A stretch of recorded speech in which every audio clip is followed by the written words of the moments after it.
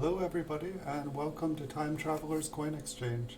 Tonight we're going to have episode 35 of the Coin Vault has opened. Let me get my camera set up here because I think I need to reset it.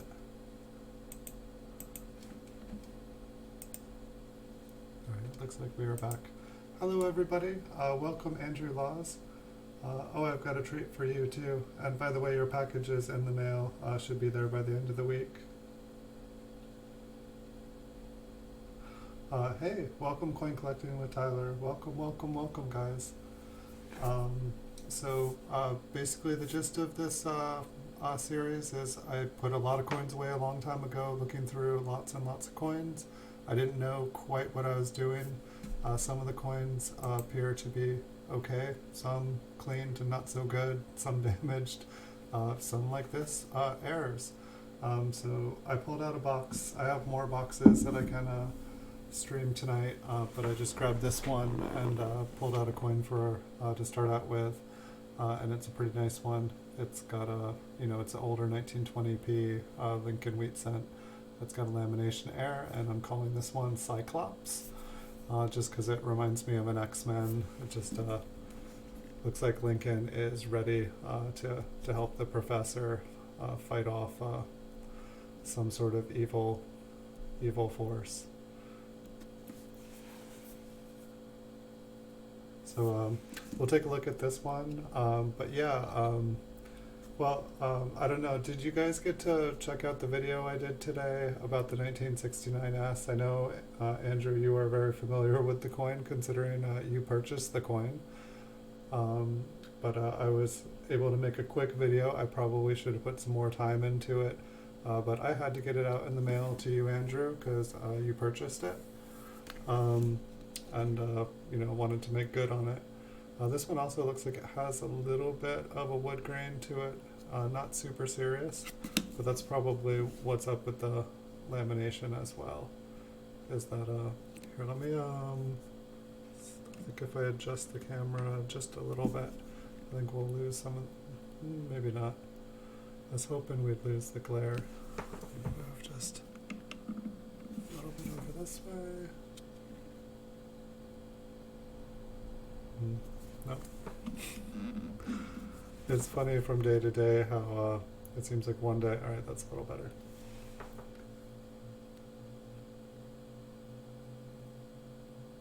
Thank you. Yeah, I just put a proof 67 red cameo small date as well just now. I just barely fit it in before the beginning of this stream. Unfortunately, I've been not buying quite as many coins. A 1959 68, was it a 68 cameo? I think it was a 1959 68 cameo. I just slipped through the cracks. Somebody purchased it today. Curious also, do you guys, on your guys' eBay accounts, is eBay offering a +5, like a ×5% eBay bucks? Because they sure are with me. It seems like every time I stop purchasing massive amounts of coins, they offer me a deal. They're like, buy more. Come on, what's going on? Buy some more. It's like it reminds me of a casino. It's like, oh, are you out of money? Here, we will lend you some more money. We'll get you guys some chips.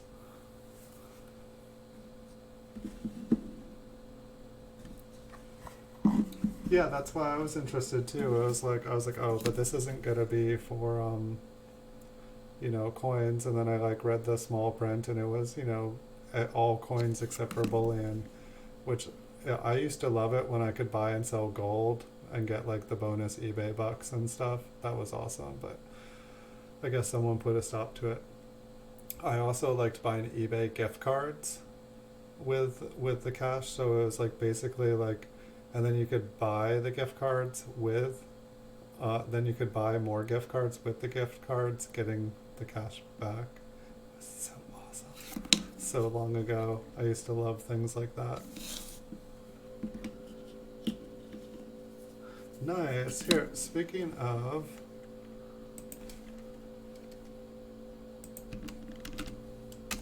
if everyone hasn't checked out Tyler's channel, he's getting close to 400. friends, and he is working hard to get there. Like, he has just been climbing and climbing and climbing. So this one looks like it might be lightly cleaned. But oh yeah, so I don't know. I don't know, Andrew, if you got to check out the video or Coin Collecting with Tyler. I think you actually commented on it, Tyler, that you thought it looked proof. But Andrew and I were talking last night about the 1969S that came. It's a proof coin that came in a mint with a MS label. And we were just talking about the implications of it, because like, I'm wondering if there's more than one of an heir of it. And Andrew, do tell me if you're going to have to go, because before you do go, I really want to show you something that came in the mail today, just on the spirit of, you know, it's one of those coins graded by PCGS that's an heir, and I think you're going to love this one. So do tell me if you got to take off, because I want to check it out. So I mean, the video is basically pretty much kind of what we were talking about. It was like, when I was going to sleep last night, I was like thinking about that coin. I was like, and then after I mailed it out to you, I was like, what if it was like a mint state? What if, like, you know, San Francisco used some of their like leftover proof dies, you know, to do the business strike coins or something, or it was like some weird hybrid.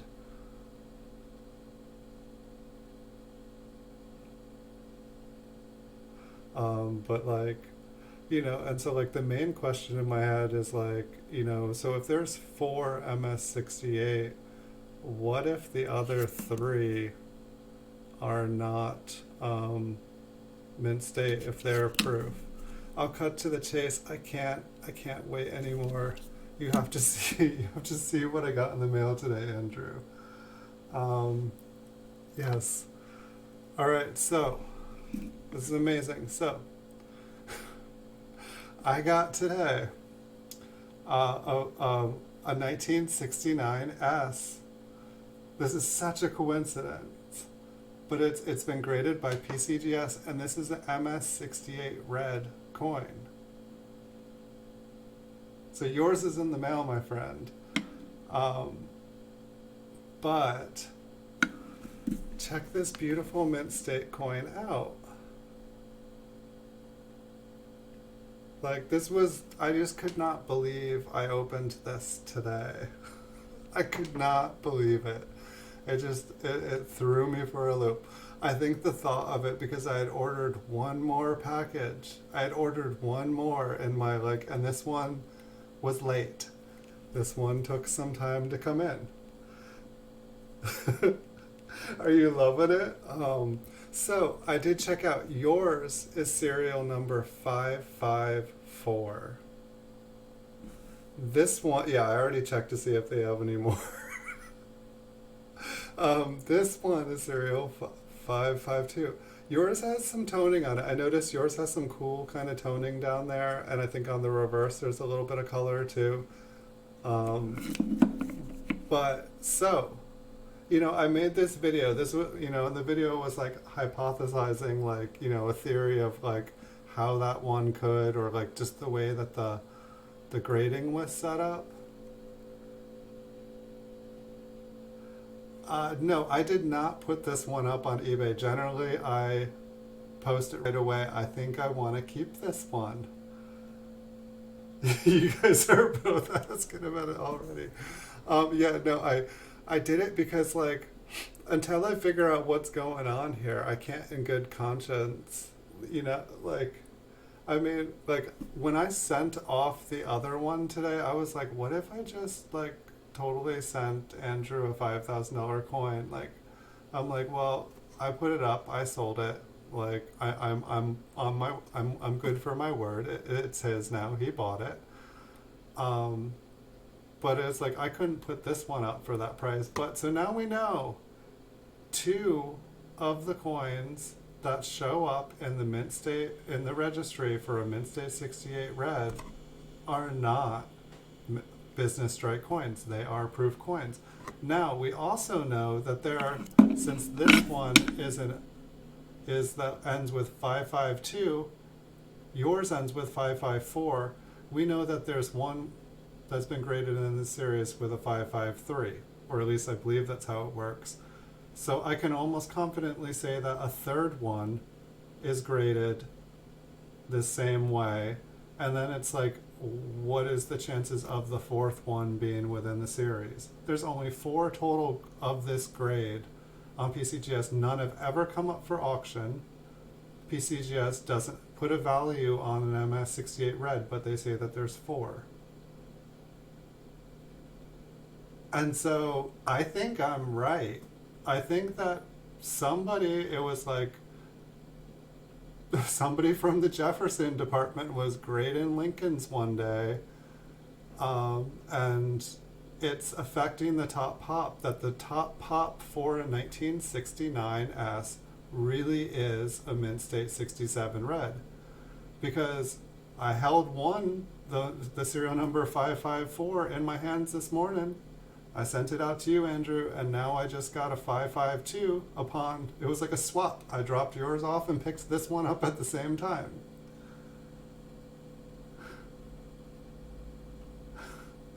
So it's like, at the same time, you're going to have the top pop. You're going to be one of 4 people, Andrew, to have the top pop in 1969S, and I'm going to be one of 4, but they're not going to be real MS68 reds.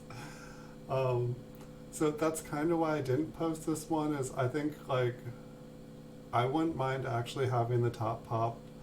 Like, if I was, say if I want to get, oh no, I guess I would have you to fight with. But I was going to say, if I wanted to make a 1969 S mint set or something, I could probably have the top registry set and get that medal or whatever for having the top registry prize. Maybe I could do it, get the medal, and then I could like remove mine, and then, or maybe you already have a top registry set, but I don't have that one yet. But anyway, we can talk more about that coin later. We can look through some more coins while we talk. But anyway, yeah, I was gonna like save it to see if you came, to see if you came on. Yes. Well, see, that's the thing too. Is like I want to find out who has, I want to see who has the other 2. Like, I mean, I guess I could contact Sirius. They do have a proof 69. They only had one proof 69, but it was like a cameo or something like that. And I don't think that there is going to be an MS68 cameo, even though I think you said last night that you had a cameo coin, or there was one listed or something. We were talking about it and joking about it. But yeah, that one, it's like, I think these things, it's like, that's what, I don't know, it bothers me. Like, I think about things like this and wonder the possibility of things, and then like things happen. It's like why I try not to think about things like the coronavirus and like wishing there was a way I didn't have to leave the house, because then things like the coronavirus happen and it's like all of a sudden it's okay for me not to want to leave the house. So it's like I need to be careful what I wish and what I think. I don't know, I think it's a proof coin. I did go at, like, after I dropped it off before, because I just opened this package an hour ago. I didn't even know that I had gotten the second one. Yes, the 1969 S Mint State Mafia.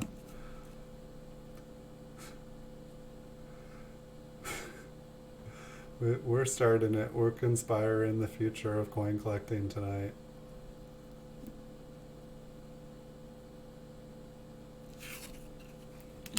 Looks like we've got some mint marks here. Would show date. Great. Yes, that's what I was wondering precisely, so they could like nail down who the grader was, or like how long ago this happened in history. I mean, I don't know, it's funny. I feel like I remember like the ink on the slab label on yours, it looked thinner, and like almost like, one of those places when the ink is running out of, I'm all fuzzy, you get a slab and the ink is running out and it doesn't quite come out clearly. I feel like your label was a little bit like that. Well, when I look at this one, it looks like dark and crisp. Maybe the label was running out or something. I don't know. Maybe it got swapped on one of them.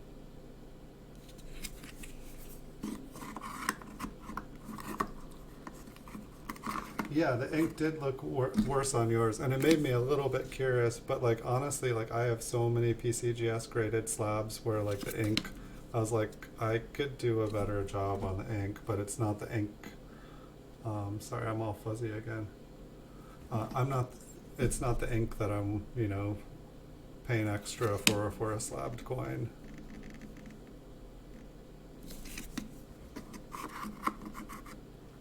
There are two more out there, and one is a recent. It's like if you're really ambitious, you can contact. I mean, like Sirius, the people at Sirius Sports must know that they sent these out. Whoever is packing these, my guess is they got to the end of their proofs, and these were the last two proof, or these were the last proof 1969s they had, because they don't usually have them up. And that these were the last ones, and they just didn't know what to do with them, and they listed them because there was a quantity for that many, and then they were like, oh, what do we do? I mean, I really don't know. Like, I thought about contacting them, but like when I first saw it, I was like, oh, I need to let them know that they sent me the wrong coin.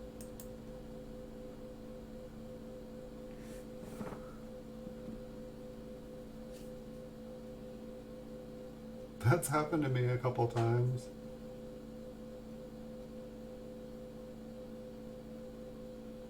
It's not there yet. I thought it would be there tomorrow. Actually, it's got to be out of California by now. I can check the. God, this one looks so bright in person, but it's so clean.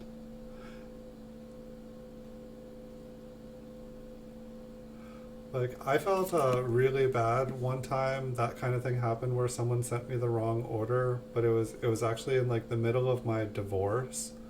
And like basically like I had ordered like 300 packages on eBay, and then like all of a sudden I found out I was getting a divorce, and so like I was kind of like just in the middle of all that and like what's happening, and like I just stopped working. And so I didn't open any packages. And then it wasn't until like 4 months or so after the divorce that I started like checking everything in. And it was like a pain because like stuff after so many months, stuff falls off your eBay stuff. And then it's harder to go back and look and see what you paid. And so I'm checking everything, and I open this, and it's like a bunch of like silver dollars and a bunch of raw coins. And I'm like, I didn't order this. This isn't my style. Um, and so I like contacted the person because I bought a lot from them, and I'm like, hey, I was going through a divorce. Sorry, I didn't open this package for 4 months, but it was totally not my order. Can I send it back? Just trying to contact them. And I contacted them like 3 times, and it was like, I think about a $400 order, and mine was supposed to be about $60. I never got my order. They never sent me any message back, and I just ended up keeping the coins because they never returned any of my emails. And then it's like now I'm actually buying from them again because I'm buying again. For a while there, I wasn't buying because after the divorce, it just kind of it wiped me out, and my business was a business of selling, not buying and selling. But thanks to PayPal credit, I was able to I was about to not be able to pay my mortgage, and so I took a risk and I maxed out my PayPal credit, bought like 400 coins or something, and was able to jumpstart my business. And then it's like my entire thank you PayPal credit, you turned around everything. It was like my business was a sinking ship. So I'm really, really happy about that.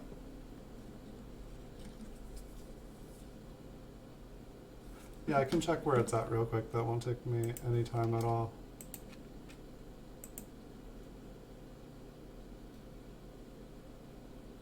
I know the internet is a little bit slower here today. Here, let me see if I can get a coin.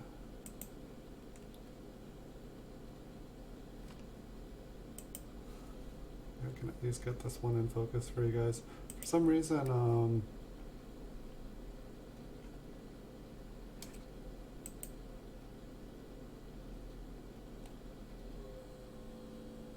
it says arriving on time,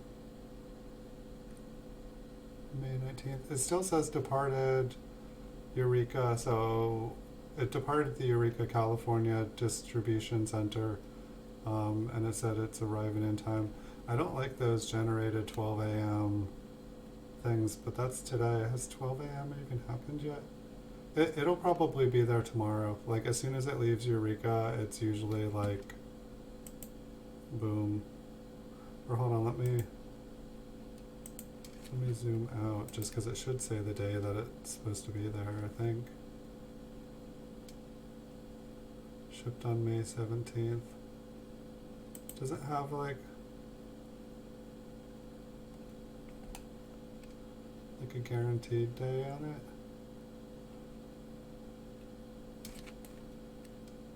Oh no, I thought that it showed me what day it was gonna. I thought it would be there tomorrow, because if it leaves here on Monday, the stuff that's on the West Coast here seems to go really, really, really, really fast.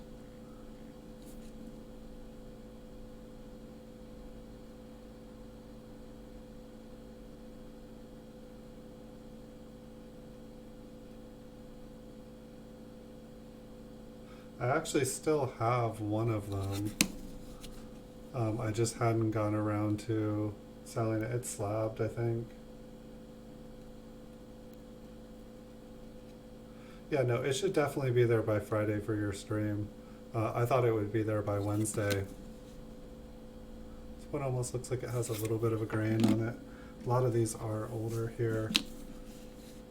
Yeah, I actually just had an order that like someone contacted me. When I was archiving old orders, I actually noticed that it was like, one of those orders where it didn't update after a few days of being shipped. And it was like 2.5 weeks, it still hadn't updated. And I was like cleaning up my orders.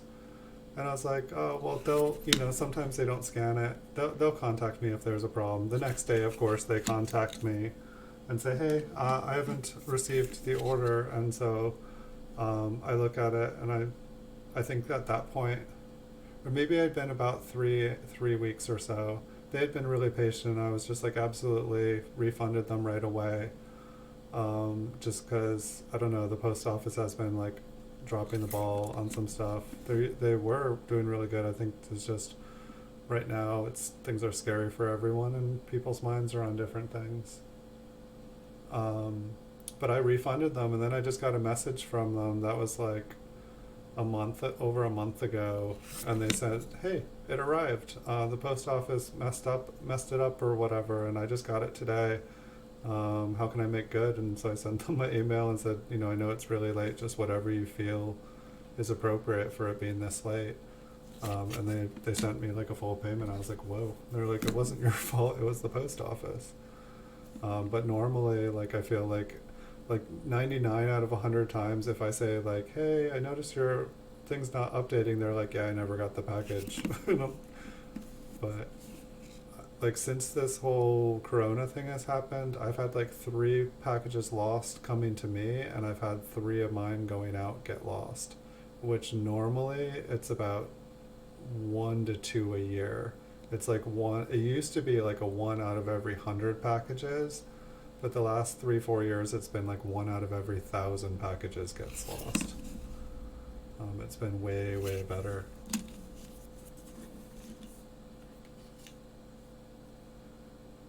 Can you look out for some really toned? I do look out for some. Whenever if I see any like beautiful color on a coin, I definitely put it away. I try to flip it up. What's going on that one? It's like it almost looks like it got plugged. Is that just like a round die crack? Is there something on the other side? I would obviously just figure the coin if there was.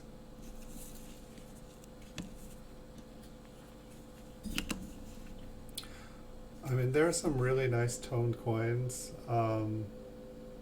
Tyler, like there's a couple people who sell really nice toned coins on eBay. Their auctions just go crazy though. I'll usually put in some bids on stuff. I believe there was a seller. I don't know how much of them sold. I guess that, that was actually in 1909. They were like 1909 64 browns. But there was like a couple of them. I think they were just a little bit over what I sold you mine for, but they were a brown instead of a red brown. But some of them had some kind of cool colors on them. I was actually surprised.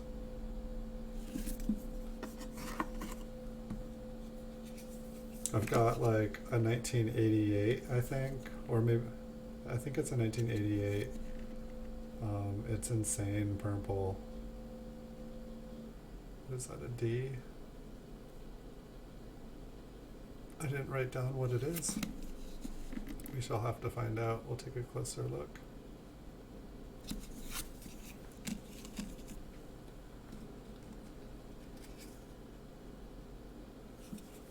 Yeah, I finally got a 1960p small date, and I think I had it for about a week.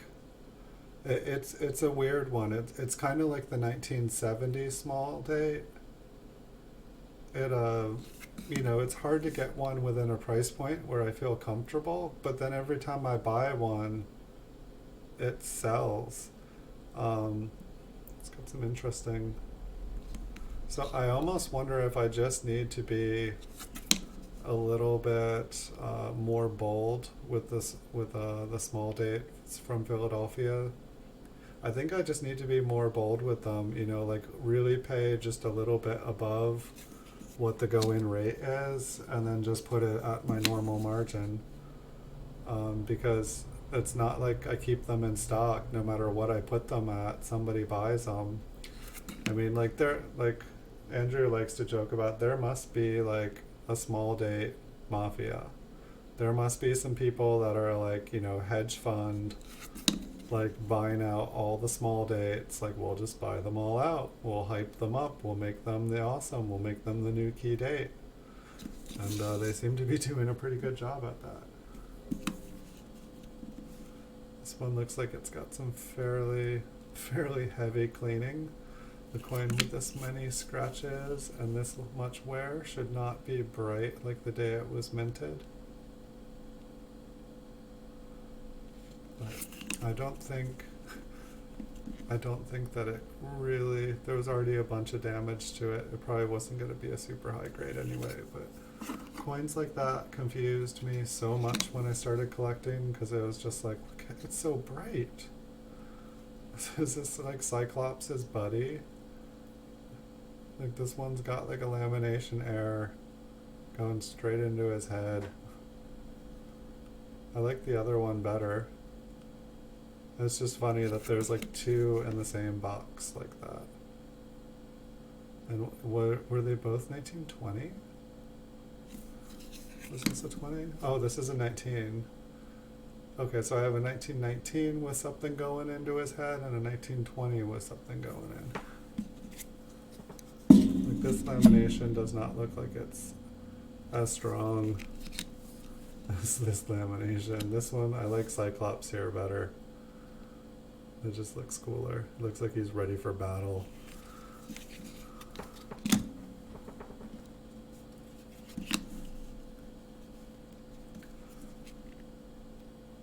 So it'll be interesting. It's like I wanted to make that video about the 1969 ass before I sent it out, because I figured that was my only chance to make a video about that coin. And I feel like there are not any really, I feel almost 99% confirmed now that there is not a mint state 68 red created by PCGS, that they're all four are proofs misgraded or misattributed as business strike coins instead of proof. Like, now that I've seen 2 of the 4 in the population report, I feel sure of it. You think it should be a unicorn? Alright, I will find a unicorn. That would be pretty awesome. I think a unicorn Lincoln lamination error would go very good with my little, like, I'm creating like a little pile here of my favorite Lincoln cents. So here we have Lincoln with his mountain beard. He's just looking a little like, I just think it like defines his jawbone a little bit. I think it looks really good. So we have Lincoln with his burly beard. We'll call this the burly beard. Next we have Pinocchio. And so we have we have Honest Abe telling lies. Telling lies? No, Papa. He got busted. And it looks like his nose broke off because the metal lamination actually looks like it's missing right there. Well, the 1969, I have many other 69, and here we have Lincoln with horns. I don't know, like, I mean, there's two of them. We could almost say this is like a unicorn one, but I've been calling this the Devious Abe. He just looks like he's got some horns. He kind of looks like the Ice King from Game of Thrones. And then we have the Smile, where it looks like he's either blowing bubble gum or he is he like bit a chicken's head off or something. I don't know. He's kissing a chicken head. And then I think Cyclops is gonna join that little pile. Maybe I can make like a coffee table book sometime. Like, maybe it'll be its own video. But I know I have a lot of others too. I just, really started to pull these ones out. In case we didn't take a look at the back, I'll make sure we didn't miss anything there. No, I don't think I'm going to sell that lamination. I have many lamination errors. I think for the Pinocchio one, someone actually offered, like 10 years ago, they offered me like $200 or something for it, simply because they were building a collection of them. They had one, and they were looking for more. Whoa. Is this like a rolling machine damage? It's just like an interesting, like kind of like spiral. I think that this is damage. It looks kind of cool. Or at least kind of old-timey. There are other coins for sure I would sell, but not those ones. Those are ones, like that's actually one of the reasons that I started looking through all of these coins and started to do the coin vault, is the one with horns and the one with a nose. I had been looking for those forever. They got misplaced in my collection in a move, and I couldn't find them. And so I was telling everyone about them, and the more I'd tell it, the longer Pinocchio's nose would get, and like the crazier Lincoln's horns would get. And it was almost a little bit of a letdown when I found them, because all of a sudden, like these coins that like I had like, the stories just became better than the coins themselves. But I love the coins, and so that was one of the reasons I started looking through all these coins, was to find them, because they were lost. And I figured, well, by the time I'm going through everything again, maybe I'll be able to find them. Not a problem. So yeah, and I don't think I'd get the 1969S regraded, Tyler, just because I already have a bunch of 1969S's, like real proof ones. And I guess the reason is, until the cat is fully out of the bag, that slab will get me a top pop position in my PCGS registry.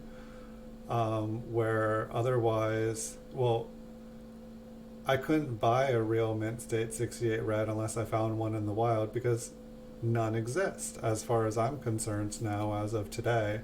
It was speculation when I had only held one in my hand, but now that I've held two of them and seen that two of the four are proof, I feel confident to say that all four are not real. That somebody dropped the ball, and it's affecting the PCGS registry. So like that coin will get me a top pop position for a 1969 S, and that will, like I mean maybe, I mean is that an honest way to like work my way up the registry set?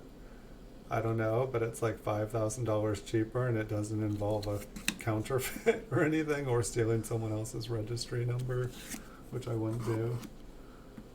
Um, but I don't know if I get a third one. I'm gonna try to find another one out there. There's two more.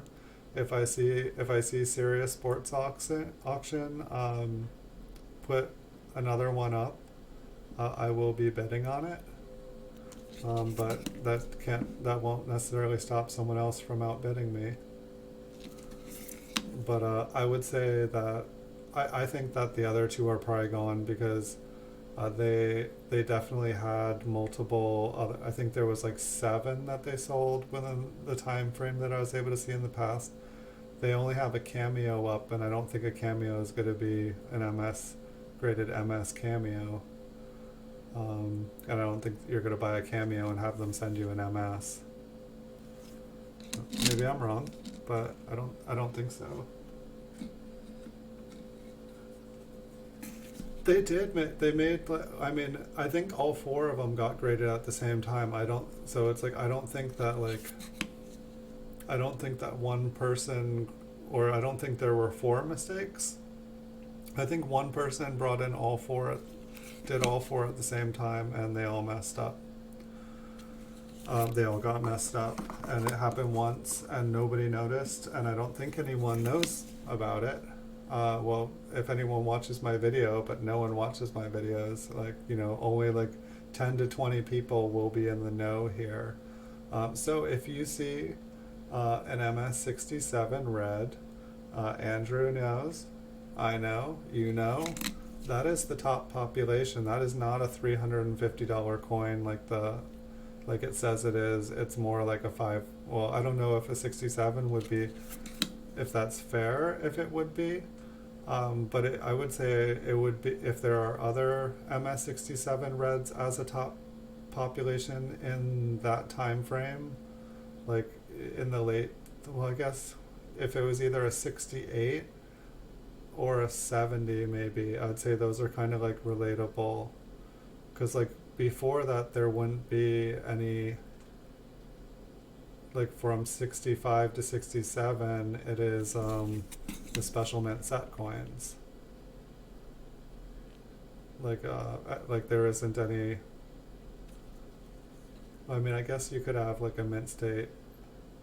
Well, that's the thing too, from what I hear, is the 65 through 67 are super hard to get a mint state grade on a coin higher than a MS66, because they assume that if it's that high of a grade, it came from a special mint set, and so the coin will come back graded SMS instead of MS. That unless you're able to somehow prove the provenance or something, maybe if it comes from like a original bank wrap roll that you send to them, like not graded. But from what I understand, I don't know how it works, but I hear that whenever something's over MS65, no matter where, if it came from a roll and you sent it in just by itself, almost always it comes back SMS, even though they look totally different to me.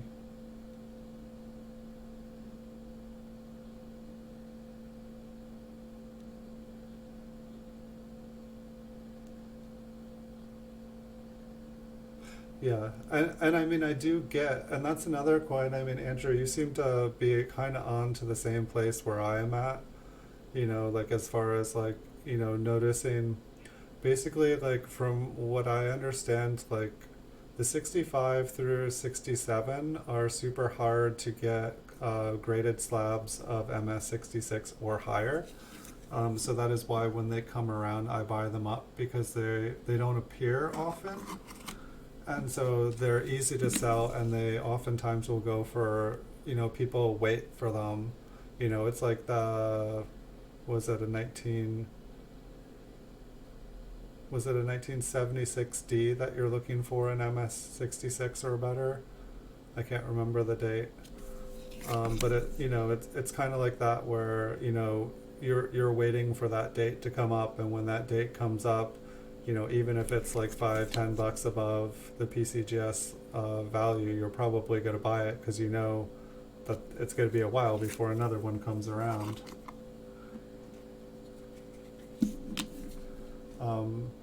But yeah, the 65 through 67, they oftentimes, I feel like, due to how few of them come to market, it seems like the demand outweighs the supply, and that drives up the price. Same thing with business strikes of MS66 or higher from like 2004 to 2000 or maybe is it 2000? I think 2005 through 2008.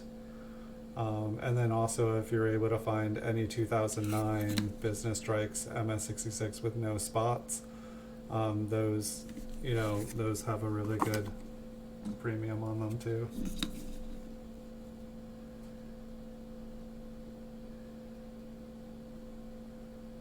If you see me in the registry, I'm Extreme Hoarders and Buried Alive. The coin. I know the coin guy. Yes, no, I've seen you. You've taken. Wow, this one's crazy. I recognize that name. I've seen you down me before. I've like logged in and be like, you are -1. The coin guy has gone up. The coin guy has gone up.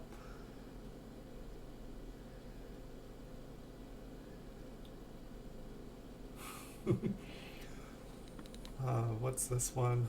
I don't really have a. It's a pretty cool lamination error. It's definitely peeled back.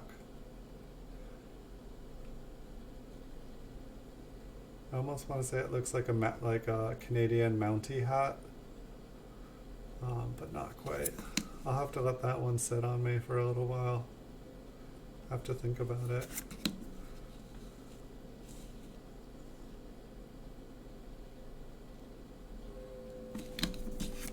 That's pretty cool though. Alright, this one says it's an error too. Yeah. Got like a big chip of metal down at the bottom. There's like a weird texture going across. Like, I mean, it looks like it's raised. And so it looks like the coat was, I believe it was stamped through that. Made some of the coat a little bit weak. I don't know if that's just goo over there or if that's metal. I really did find a lot of lamination errors and a lot of just like huge die chips and stuff.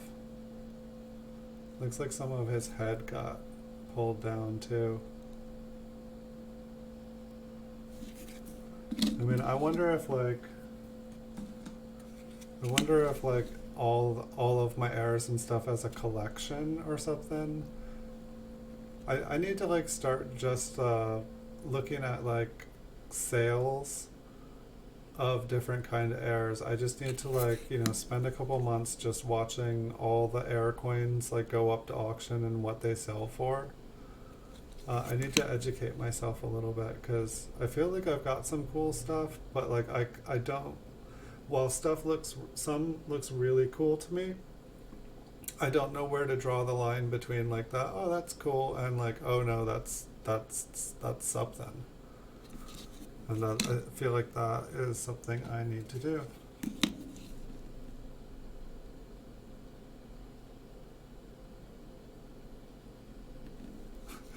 Yes. Oh, this one. It's kind of like a wood tone. It looks like he's like.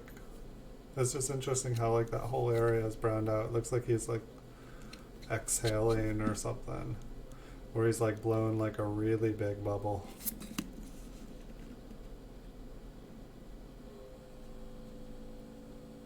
Almost looks like, I don't know, whenever I see the lighter areas in the fields there, I don't know, the conveyor belt thing, it doesn't sound too hard, but it's like, honestly, like when I think about things now, while you could do that, and you might discover stuff other people haven't, You'd probably save time and energy just buying what other people are discovering. Just, eBay is the machine, eBay is the conveyor belt. Um, you know, Everyone else is doing all the work for free for you. I would say maybe creating an algorithm, creating like a program that like scans through eBay listings and looks for keywords, looks for, just, goes through all the descriptions. And I feel like that would be a faster, more efficient way. As much as I want to make a conveyor belt machine that can just like sort dump trucks full of change.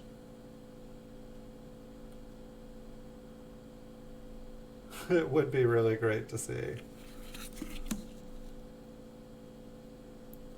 I know. I'd also like to like get like an indoor swimming pool and like fill it with pennies or like all like bullion like memorial cents, like all copper pre 1982s. Just like fill this indoor swimming pool with them and like just like set things up like really cool and just have that swimming pool like basically be a safe and could make some awesome videos. Just like get one of those little floaty things, put it on top, just be like laying there on top of your pile like your Scrooge McDuck swimming in his like big safe full of like, I guess he's probably swimming through gold and silver and stuff. But I actually saw that like DuckTales has been like revamped, and like now Scrooge still looks the same, but like Huey, Dewey, and Louie, they're all like next generation ducks. But like by the time I actually watched like a whole episode of it, and by the time it was over, I was like, okay, it still has some of that DuckTales feel to it. Um, it still had some of the same spirit. I think those are just some scratches.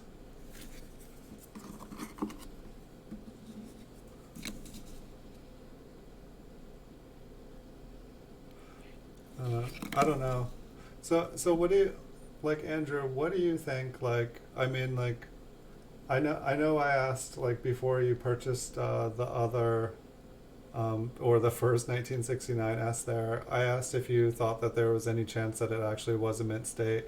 Do you think that there's any chance that it was, or do you feel 100% sure that it's a proof coin in a mint state slab? I'm just curious. I like that 55 in the middle. Okay, there's more 55s here. Hold on. I couldn't afford to be in every category. You can't be everywhere. Hey, welcome back, Tyler.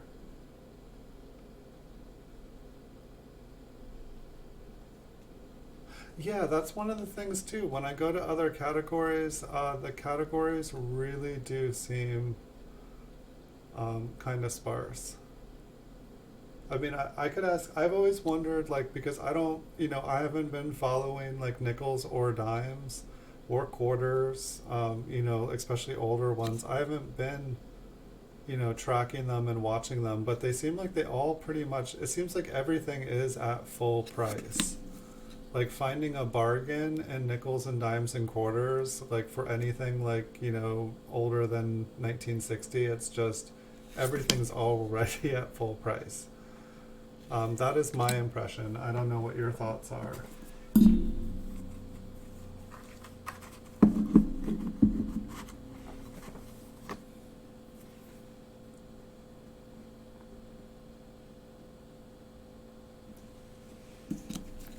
Well, please let me know. I'm definitely holding on to the other one for now. I think just because of it'll look awesome in my registry set. It might be the one coin I don't put pictures up of. Um, but it definitely, I want to start working on my registry set a little bit. I want to get it up. I want to get up, even though from like the coins I'm seeing you buy, like I'm not gonna be able to compete.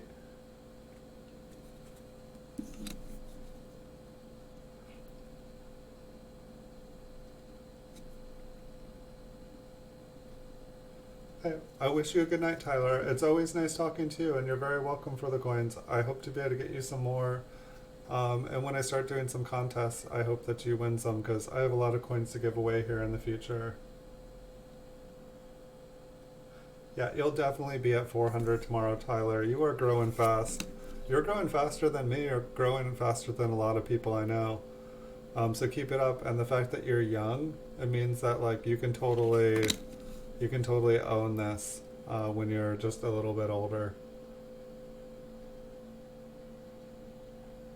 Yeah, I would say the majority of my coins, or the ones in your registry set. I mean, the simple fact is, like, the cheaper coins, they sell a lot easier. There's more people who can afford to buy into them. I feel like once you hit, like, about, like, when selling a coin, I feel like once you hit about $40, it's like all of a sudden, even just up to $40, how many people will spend $40 on a single coin? I feel like it drops off significantly. I don't have stats. I don't have figures to like show it. And I don't know. It's interesting. And then once you go over $100, it's like a huge another cliff. Then $200, it's a cliff. And I feel like once you get up to like $1,000 for a single coin, like it becomes a very there's only so many people period who would spend $1,000 on one coin, and so then it's like if you're buying $1,000 coins, you need to like essentially look and say like, okay, how long am I going to hold on to this? And it's like you have to get a really nice buy-in price, otherwise you're going to be sitting on it for a long time. But as a time traveler, that's cool with me. I can just go and drop it off in the future somewhere.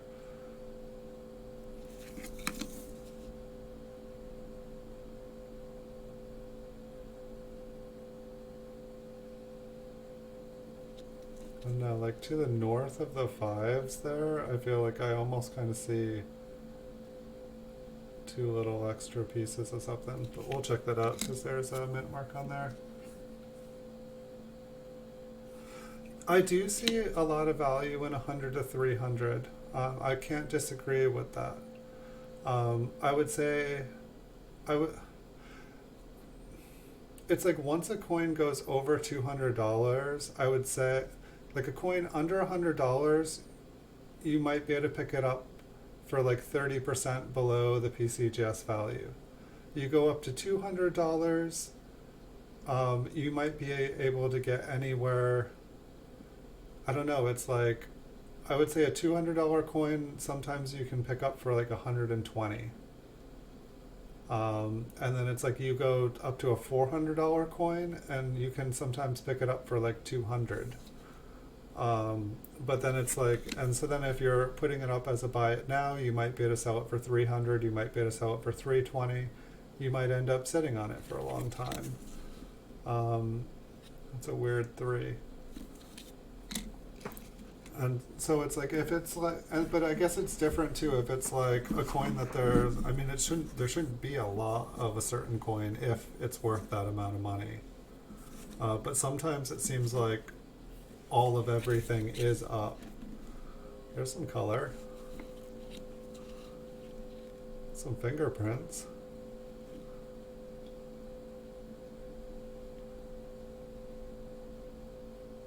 I didn't even see the mint mark on there the first time.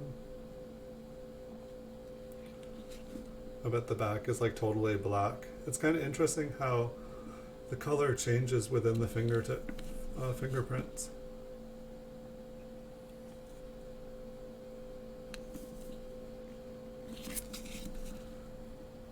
Huh. Was not quite. It's like kind of a green color on the reverse, but it's not really bright, and it's not, maybe it's a little, it almost looks cleaned on the reverse. Maybe not, maybe it's just a green.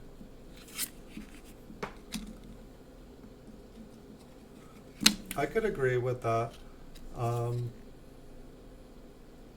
but it's also funny too because like say like a coin that's worth between $10 and $20, depending on, I guess it all depends on the coin, but it's like a lot of the coins that I'm able to pick up for like under $20, I'll be able to sell for $35 to $40, even if they're only worth $20. I kind of like hold it to the fact that there's kind of like a minimum price point. Like I definitely, when after losing money selling coins for a long time, I definitely figured out that there is a formula. It's basically called a business plan. And you know, you need to realistically like write up all of your expenses, you know, down from the eBay store to, you know, all the postage, all your packaging, like everything. But it's like you need to know exactly how much your thing costs, and then you need to know how much you need to sell it for to make sure that you always, you know, don't go under. Sometimes I will sell things for my break-even price, like if I have a lot of something, or if I've had something for a long time, or if sometimes if there's something I really, really want and I just need a little bit more money and somebody is like offering to purchase something I have a lot of or I really just don't care for. Sometimes I will just, you know, say yes and break even on it. A couple times, like, I've sold things for a loss, but I try not to sell things for a loss anymore because what's the point of buying the coins to begin with if you're just going to sell it as a loss? See, this one says damaged.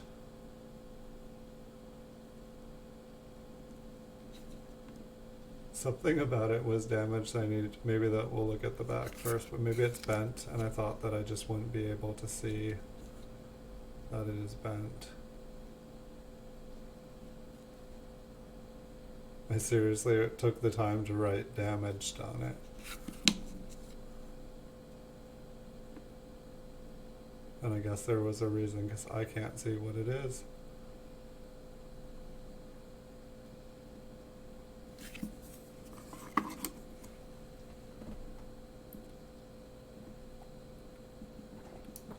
But let's say I bought a coin for 15 and I sell it for 25.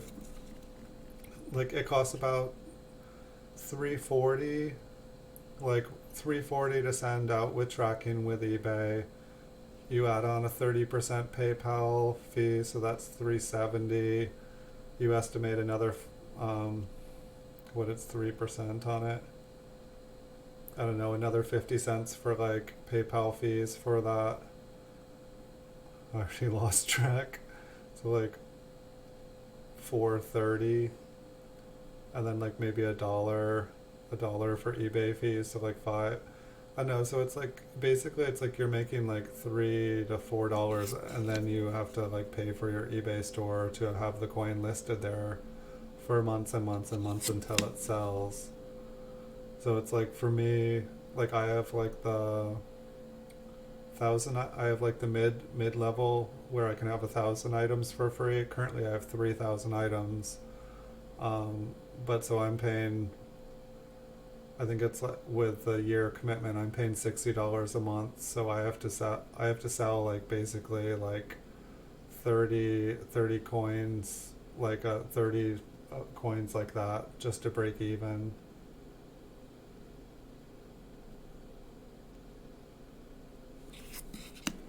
But it all depends. Like I had like crazy, because I had I had my best month in years this month. And so like I had really high eBay fees. I was just like, that was another reason I slowed down on buying, was because I needed to pay my bills. I needed to pay, and I got all the emergency stuff paid today. I was definitely had some unexpected costs. And I have running hot water again. Yay! I thought that was an important one. Like it wasn't even that I lost it. It's like I had to like say goodbye because like all of a sudden I could smell like burning mechanical smell in my kitchen, and like basically the water heater was about to catch on fire, and so I had to unplug it. And then it was like a week before they could get it fixed. I'm just glad that like I could get it fixed, but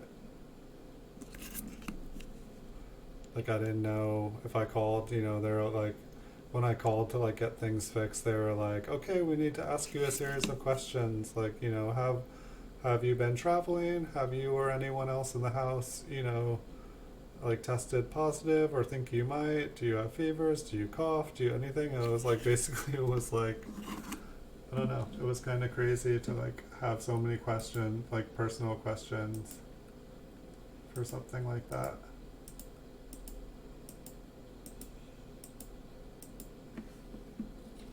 I'm getting my spam blocked out here, or my I'm getting my chat, so I'll have to wait 1 second for me to see what you're saying. But I'll be back. I did manage to pick up a 1956 Proof 67 cameo today, which I was kind of happy about. I'm not sure if that 1939 proof is still there. I saw the 125 one is still there. Kind of want to pick that one up. But I think I'd probably pick up the $90 one first, because or whichever one had the really nice toning on it. I don't know, like, because it's like sometimes even when a coin is like, you know, I feel like the really beautiful toning, it's worth that little bit over its price. But it's like a coin like that, all of a sudden it's like, I'm gonna price it high because I know I'm gonna enjoy looking at that coin, and it doesn't necessarily matter if I don't sell it instantly. I can wait some time.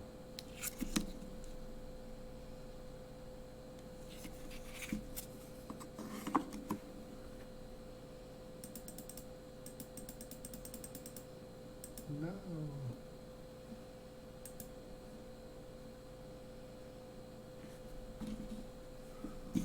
Well, then I'll answer your question in a second. I just cannot see what it is.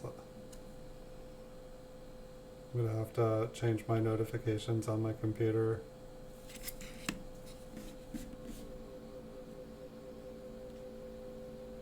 Like 3 different people are like spamming out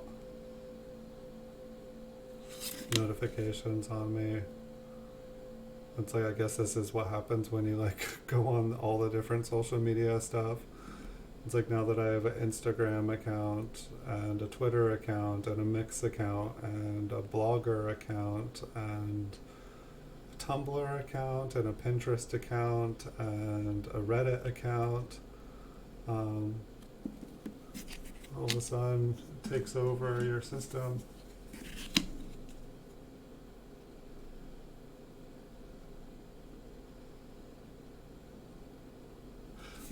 Yeah, do you have an eBay store, Andrew, or how do you do your listings? I can answer your question better than you. Let me see.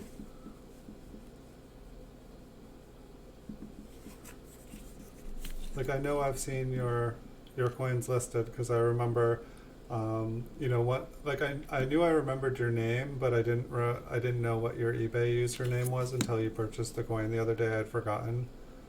I remember, like, it's like when I'm mailing stuff out, I remember all the names on, like, when I see the names and addresses, like, I don't know, it's just one of those things that my brain can do. Like, it's like, even like when I look at the addresses before I'm like printing shipping labels, it's like, I'm like, oh wait, no, that person, that I can't be doing business with that person.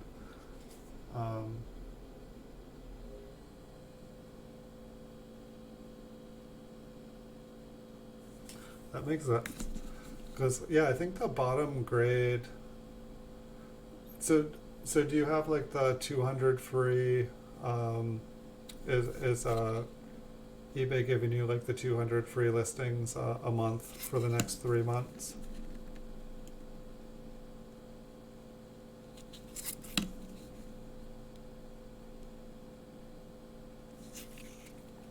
Because I could be spamming things out. I could be being so evil right now.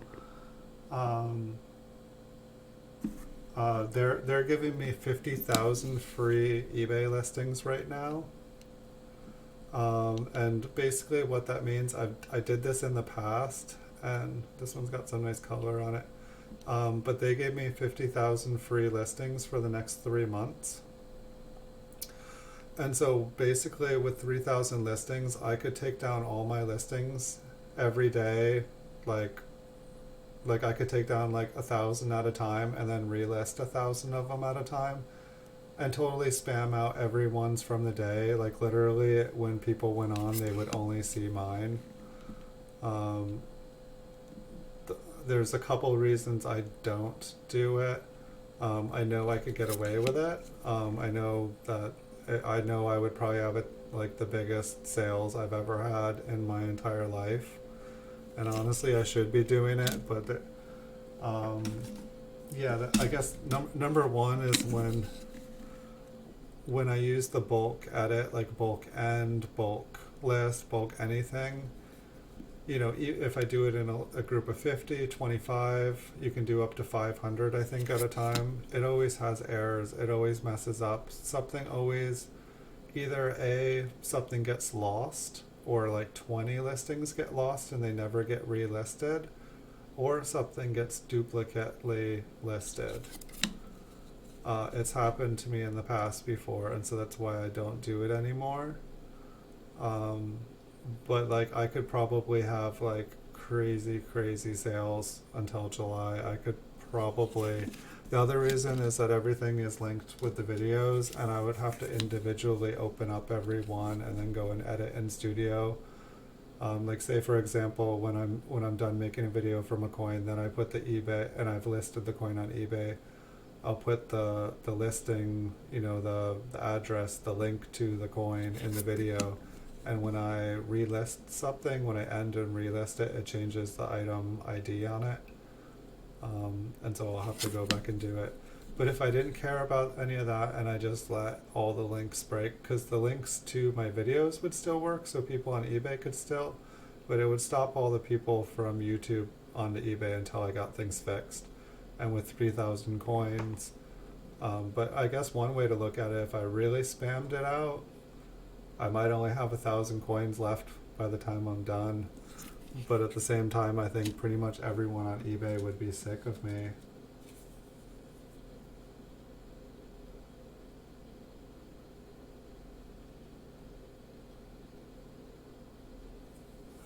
Yeah.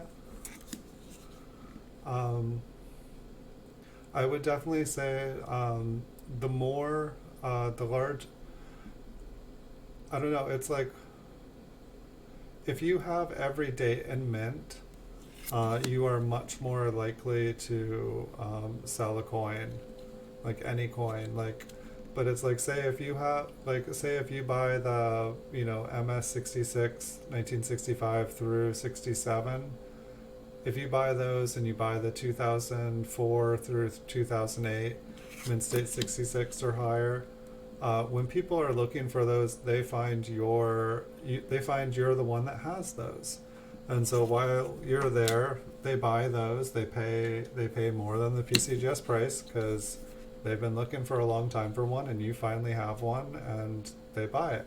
But then they also look to see what else they need, and if you have everything else they need, then they buy everything else. It's like we were getting a couple interesting. I feel like a lot of these are just colored because they've been, like, this is, you know, obviously scratched and stuff. I mean, it's got a cool color on it. But I'm guessing it's been cleaned and that it, I don't know, that it's showing color. Another thing, I guess one thing that I forgot to, like, when I was, like, you know, saying the margins, for like selling like a $15 to $25 item or something, is that you can post all your stuff on eBay. You can have all the stuff, everything you need. It won't sell. Like you'll get like $300-400 of sales a month if you have $100,000 of stuff up there. The difference is they have something now called promoted listings. And to have something be shown to someone on eBay, when they go on eBay, you have to have promoted listings on. If you don't, they will put someone else who's paying promoted listings on. Like with promoted listings, I have it set to promote my item and pay at a percentage. You only have to pay if it sells, but mine's on like, pay 1% higher than anyone else who's doing it, than the highest price. So if someone else is willing to pay 5% of the sale, I pay 6%. It's kind of rotten. And so it's like, it's just kind of weird. And then it doesn't tell me when someone makes an offer, it doesn't tell me if they have found the item through promoted. And so then I have to assume that they have. And so then I have to, be offering it at like 7-8% higher than I otherwise would. So it's like basically eBay's, they advertise their fees and what it costs, but then they don't tell you, oh yeah, that's the fees to list something and if it sells. But if you want it to sell, you have to pay us extra money. And so it's like they hook you in, and then you find out that it's, oh wait, no, but yet you got to pay the racketeer as well. If you don't pay the racketeer, you don't sell anything. Sorry, did we forget to tell you that?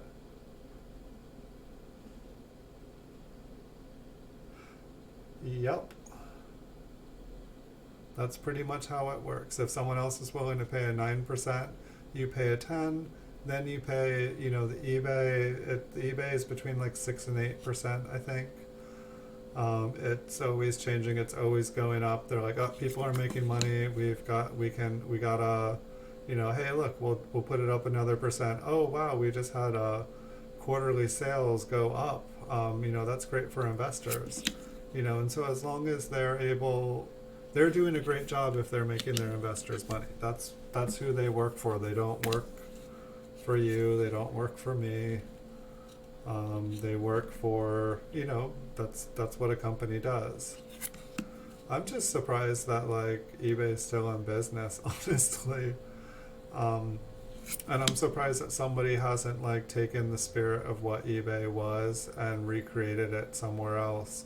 I feel like other people have tried, but for whatever reason it just hasn't caught on. At least I haven't. Like, I've definitely got to the point where I was like sick of eBay and like just them constantly making it worse and worse and worse.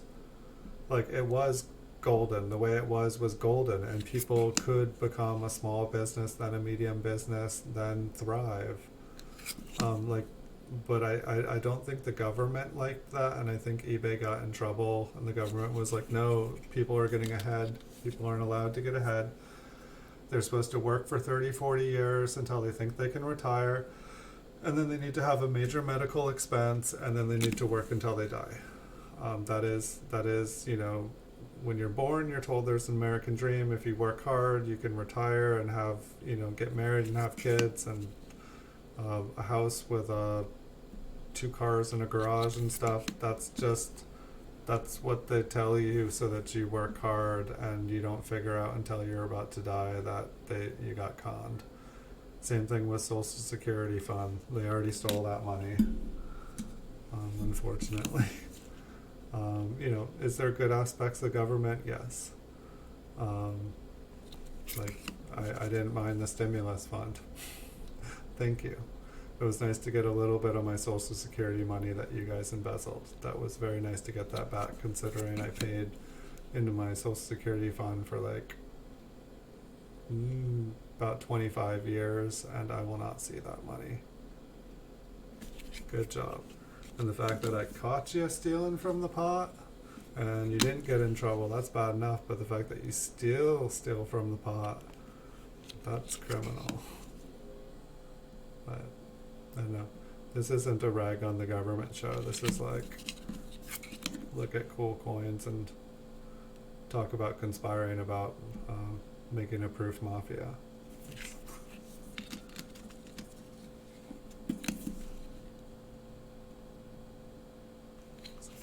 Quite a few. It was interesting. Oh no, the next one, the 1918S. I was gonna say I thought this whole thing was like teens, and then all of a sudden some 20s popped up, and then some 50s.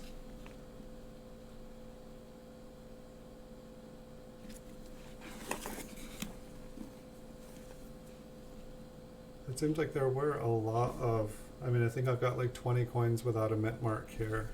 There was a lot of woodies, a lot of lamination errors.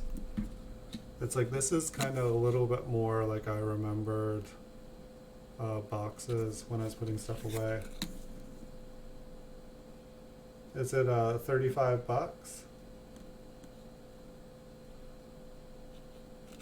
How much is it?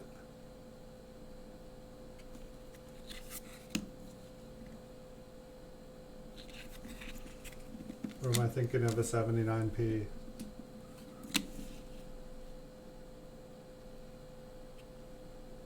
Is it J. Gilbert? Oh, 46. Okay, I must be thinking about the Philadelphia.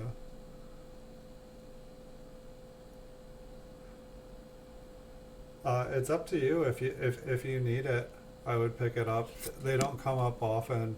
You know, probably if you're looking at it, there's going to be something non-appealing about the coin. This one's like almost missing the L and the I and the B. I think I sold him that.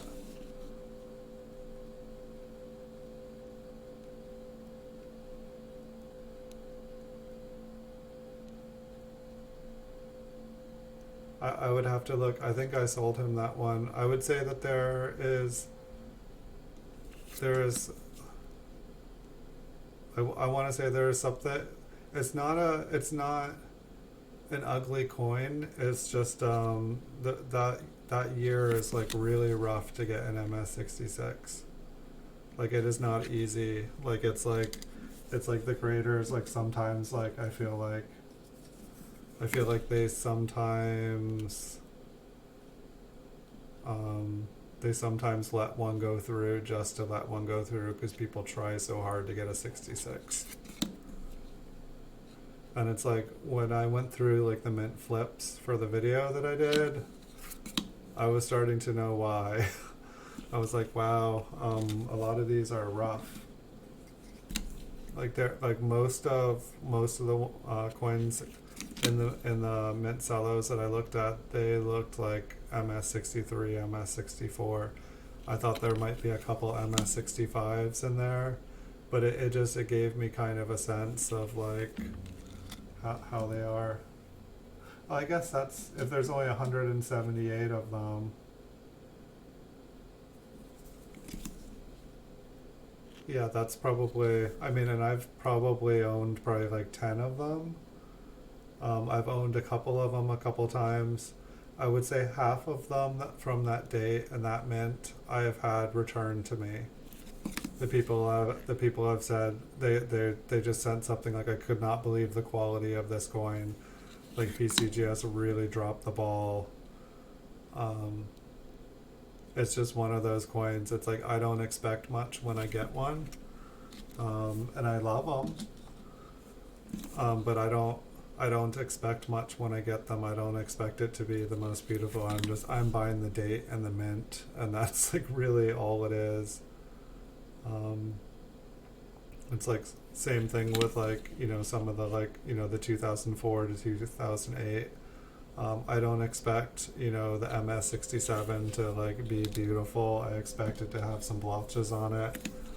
And if it doesn't have, and I'm surprised, I'm like, sweet. I'm like, this is a beautiful coin.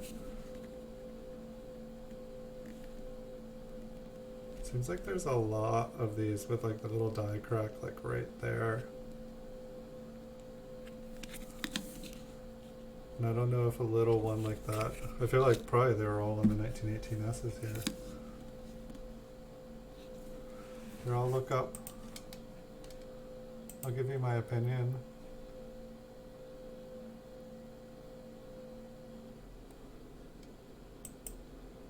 Dun, dun, dun. I won't buy it, don't worry. But I'm sure you, if you really, really wanted it, you probably would have already.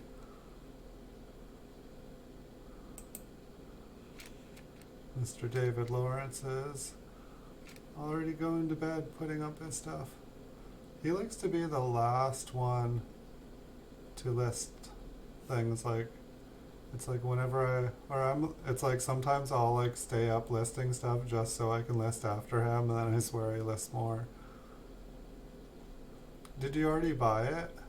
I don't see one just listed. It must have been listed today.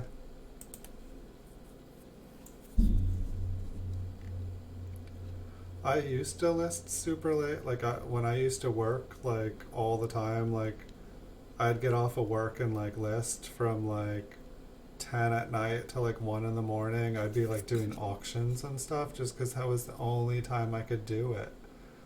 And it hurt me. Like if I was able to just do stuff in the middle of the day when like people would actually be there watching, I could have done so much better.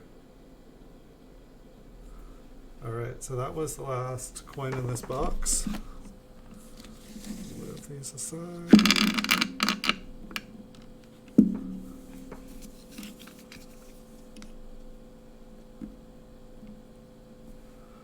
I'm going to turn the light on first. So I think for the most part, most of these, I mean like all the wood grains, we were able to just see the wood grains. That's only one loop in, huh? I didn't see anything still, but we might as well get it set up for the next.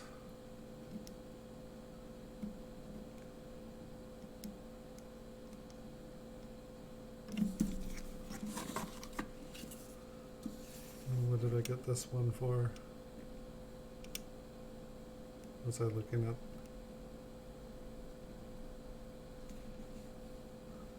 I think I was trying to see if what the mint mark was on this one, but I think maybe I should zoom out to the other focal length for it because I don't even see one on there at that.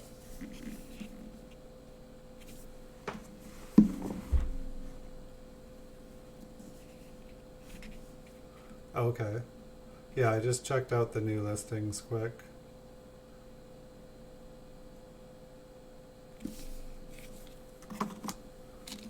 Probably I should have separated. So I guess I'll probably be able to see like if something's like a woody or something, but there might have been a couple lamination errors I put in this pile, which I won't be able to see. Okay, this one's a woody. I just want to start separating the woodies and stuff. Because I had told someone about that I had a box full of woodies at one point. And they were like, oh, I want to buy that.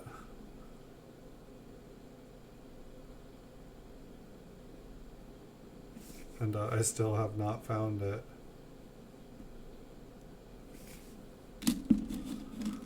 But it's like the same thing. It's like, you know, the same thing with the woodies as the airs and stuff. It's like a lot of people weak. So she was like, what's that stuck in? Is that the one? What is that? I mean, like the one, there's like, it's like squished here and there. I didn't even see this when we were looking through the coins. Was there a mint mark on this? What was I? Oh, it's like is this a lamination? It looks like there's like a line going through.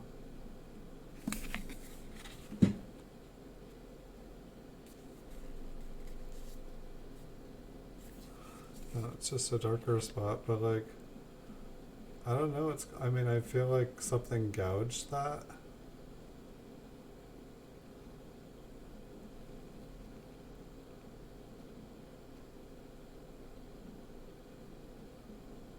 I just don't know.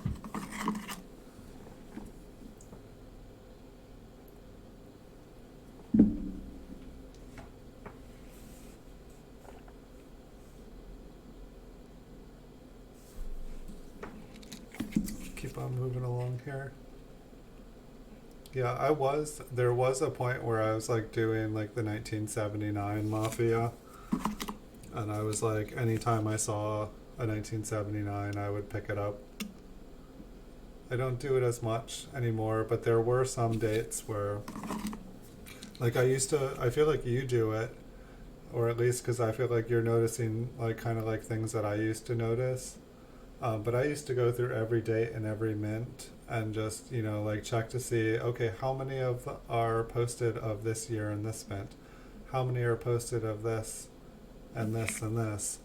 And it's like if there was only like one coin posted of a particular year, I would buy it if it wasn't like more than like 10-15% its value. Just because I would pay just to have it, you know, be that searchable coin, that if someone is purchasing a coin, that my store would come up in the search results. It's like I would buy the coin from the other person so that it came up in my store and not their store. It's like glue on this. Like it looked kind of cool for a second. Like I almost want to say there's some metal underneath there, but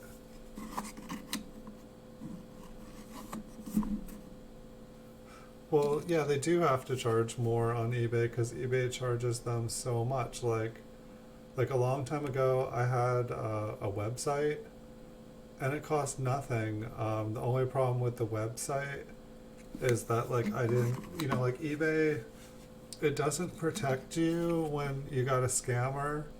But eventually those scammers, you know, when you're selling on your own website, someone could buy $10,000 of coins and then do a chargeback on your credit card, and your money's gone. The hope with eBay is that like somebody else has already been scammed a bunch of times by a buyer, and that eBay has eventually blocked them. You know, but it's like so many eBayers get burned until that happens. But yeah, eBay. It should not cost nearly as much money to do business on eBay. Like that, how much it costs is ridiculous. Like it really is ridiculous. They're not in it to help out people make money. They're in it to make profit for their investors. They forget why they're successful. That one looks kind of cool. So we got a 1918.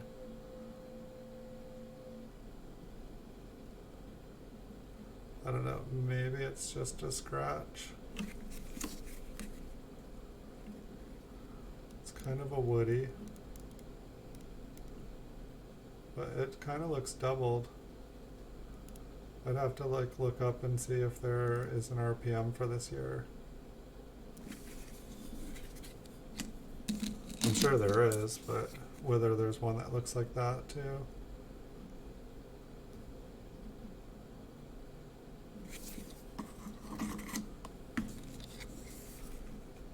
It's like I definitely have a love-hate relationship with eBay. That D looks so thick.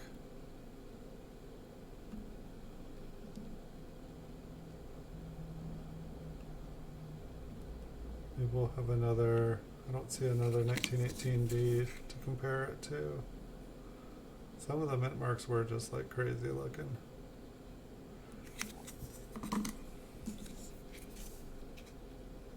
You just notice holes in your registry set. Well, that's the thing right there, is that your holes in your registry set are the same as someone else's holes in their registry set. Some people might have bigger holes. But there are some coins that just, for whatever reason, nobody has wanted to grade. Sometimes it feels like the answer of why no one grades them is because they're hard to get in a grade. And then sometimes I feel like the answer is that they're just not worth grading. Like the price isn't, when someone's getting stuff graded, I don't feel like they're, 99, like any big grader is not grading it for MS66s or they're trying to get the top pop coins. Is this the Cyclops? Wait, did I just grab that stack? Whoa. Yeah, I'm into my happy stack. We're not looking at those up close. Gotta be more careful. I'll lose my Pinocchio again. But it's like, I feel like, someone like me 10 years ago would have been sending in coins from their personal collection to get graded, and they would have come back being worth less in a slab than what I paid for the slab. And that's pretty much the truth. Um, that one looks kind of cool. While I think like bigger graders, they'll send in, a bulk submission. Let's say it's 100 coins. I would say a bigger grader is going to send in 100 coins minimum.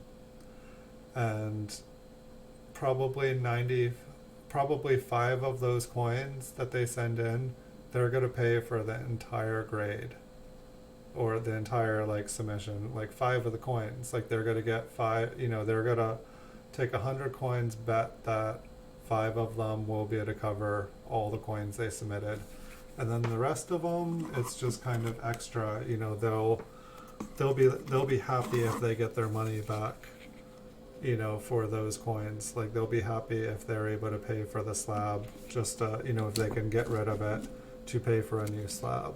I think that this is how it works.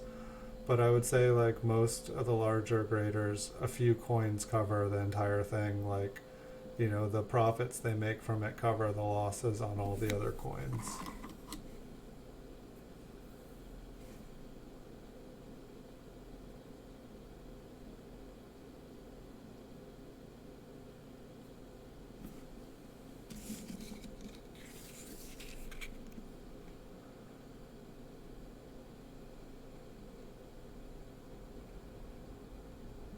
Like, I don't know what to think about these ones, like where there's like a little bit of metal, like some of the metal inside kind of goes with the curve. But it's like I feel like they're probably just like filled dates. But it's like I have a hard time ignoring that there is extra metal in there.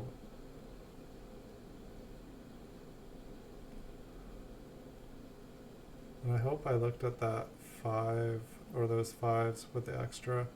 Like say with this, it's like, maybe it's just a die scratch that goes down right through it.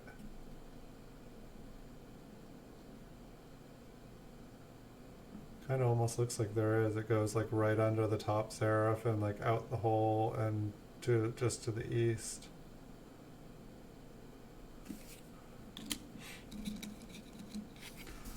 Yeah, and that's one reason that I have started to collect some stuff in raw, is just by what I'm seeing in population.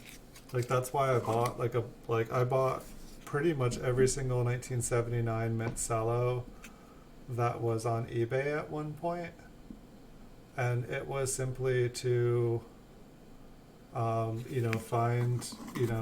try to find a nice batch of 1979s that I could get graded, so that like if I was able to do a bulk submission on 1979s, if I was able to like get most of them MS66, I would be able to make a profit off of that. It's like a super sharp D. See if we can get any of that off.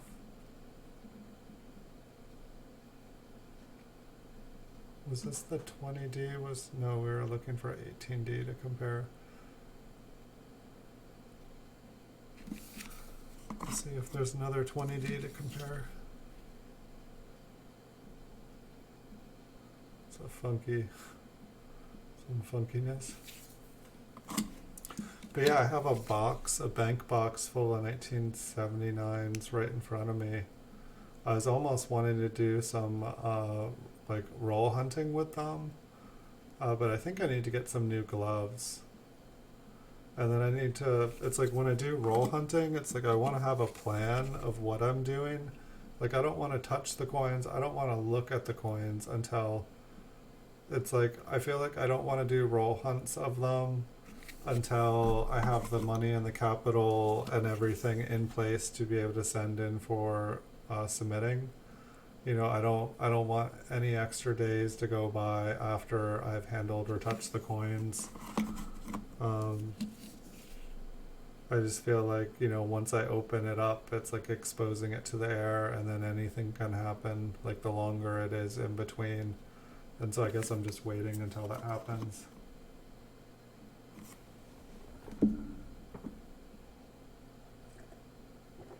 Is it, what can I think of the name?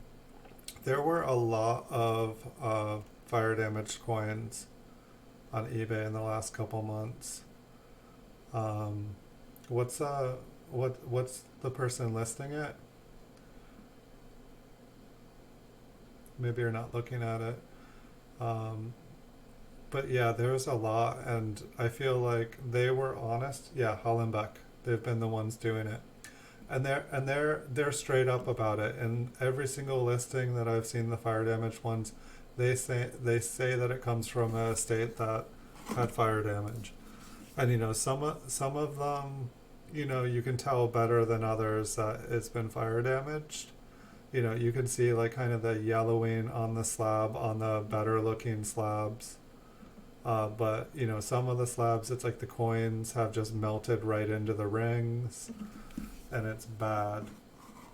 But they're doing a straight up job. I think what they're doing is respectable, and I don't see any reason why they can't sell them even if they're damaged. Probably for insurance purposes, they have to try to sell and recoup any money before they get insurance pays out or something. But what I'm seeing though is I'm seeing a lot of those coins after they sell. I'm seeing them go back up on eBay with absolutely no mention that they're fire damaged. And so those are going to be, we'll do I guess it's like with the fire damage, there's a couple things you have to look for. If it looks like, it could look melted, but it could just look like it had been handled like with someone with a bunch of fried chicken on their hands. Just like there'll be like kind of like a couple areas of it will be kind of yellowed. And that's just, the extreme heat and probably some smoke. Yeah, some of those and some of the prices, and then it was amazing actually, even some of the coins that were super damaged, or I'm sorry, some of the slabs where the coin is like melted into the slab, but it's like a top pop coin. I was like, whoa, that is going for a lot of money. And then like some of them, yeah, the toning on them is insane. A bunch of them I was just like, whoa.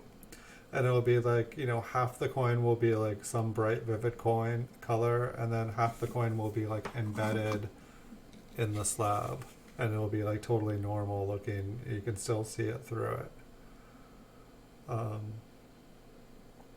It's kind of, I wonder how many of those coins, I wonder if the people are just buying it because it is now a super beautiful toned coin. But if they just want a super beautiful toned coin, go play with, learn how to tone a coin artificially in your garage. I went to school, worked with bronze. There's like 1,000,001 ways that are proven to, tone bronze. It's a super easy metal to tone, and you can get so many different effects, and you can actually, choose what colors you want.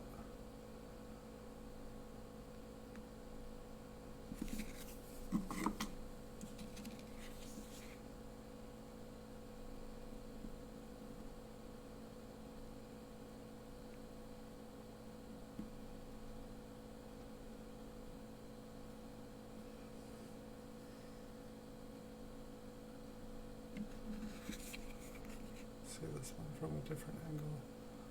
This one's weird. It's just amazing how clean. I guess this is the 55 after looking at the teens. But it's like the top of it has such a sharp edge. Instead of it looking doubled, maybe it's machine damage. Stack is about to fall over.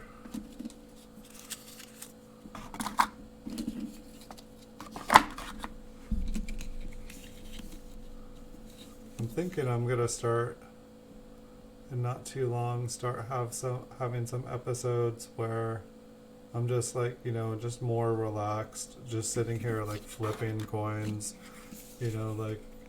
When I flipped these up, these were probably flipped up 10 years ago. and I probably collected most of the coins like, within the 5-10 years before them. But then there's like, I have like just a mountain of coins that still need to be flipped, and then some of them I'm just like, should I flip them or should I just sell them?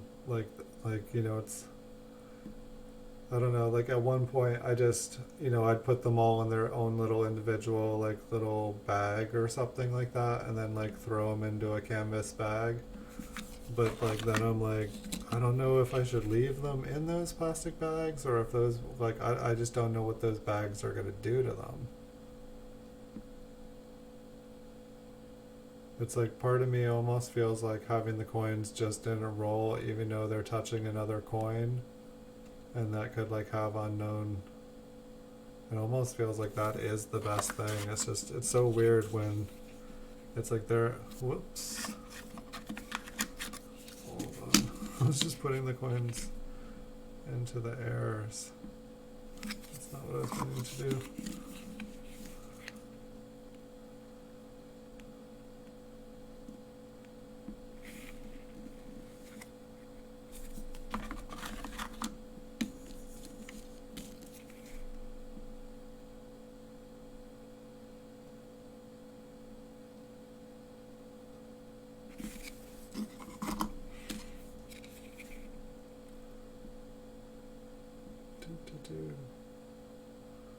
But yeah, I don't know how many of these episodes, like I could feel like I could do this forever, but I'm wondering if there is something better than doing it this way.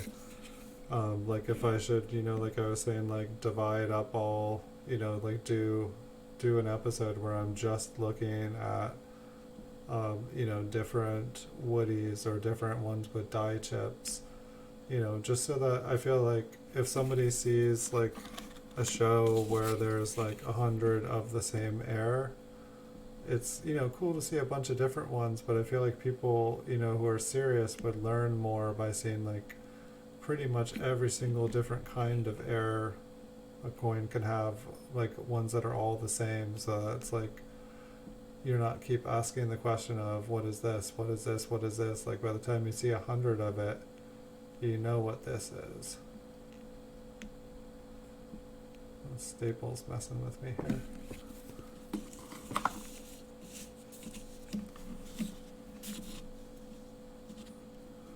I'm going to zoom out once just to see if there was a mint mark on here.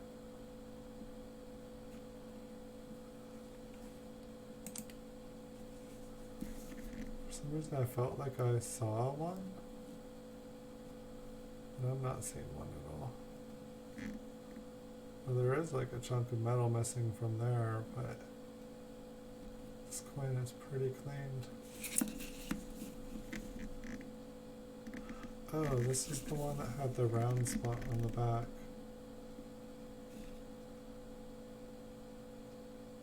Maybe someone was planning on drilling a hole and they just like scratched a circular.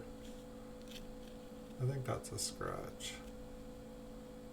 As odd of a scratch as it is.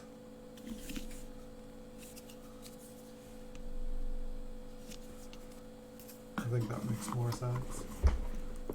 Setting up the conveyor belt. Well, like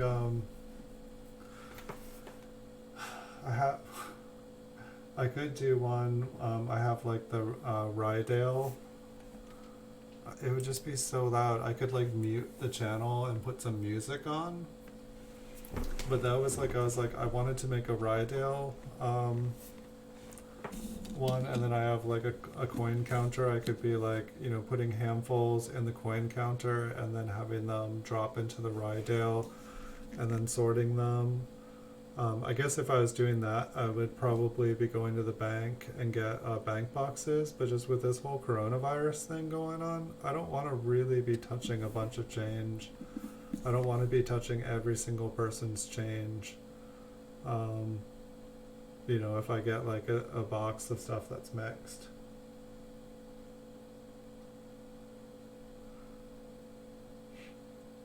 Yeah, and I'm not even sure, like I remember I was joking, like I went on like some coin roll hunter channels and they were like searching through stuff to see who could find the most. And I was like, can I battle you guys next? I'll bring my Rydale. Like I guarantee I'll find more of everything than all of you guys combined.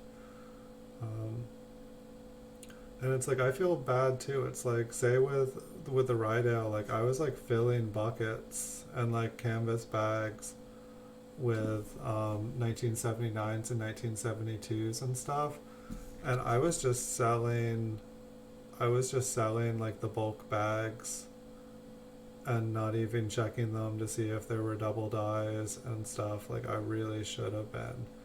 Like I didn't know all the different varieties. I still don't know all the varieties, but like like for the most part, I was like pulling out like the like gems, but then I think I sold almost all the bags of like memorial uncirculated ish, like copper memorials that were like uncirculated. Like I just ended up selling like the whole bags of them all beautiful and everything.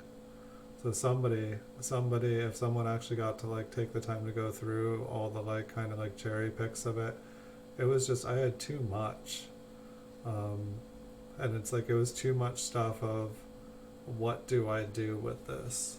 I think I'm thinking of what I'm doing here. I think I will grab another box, and I'll be right back. Just give me 1 second.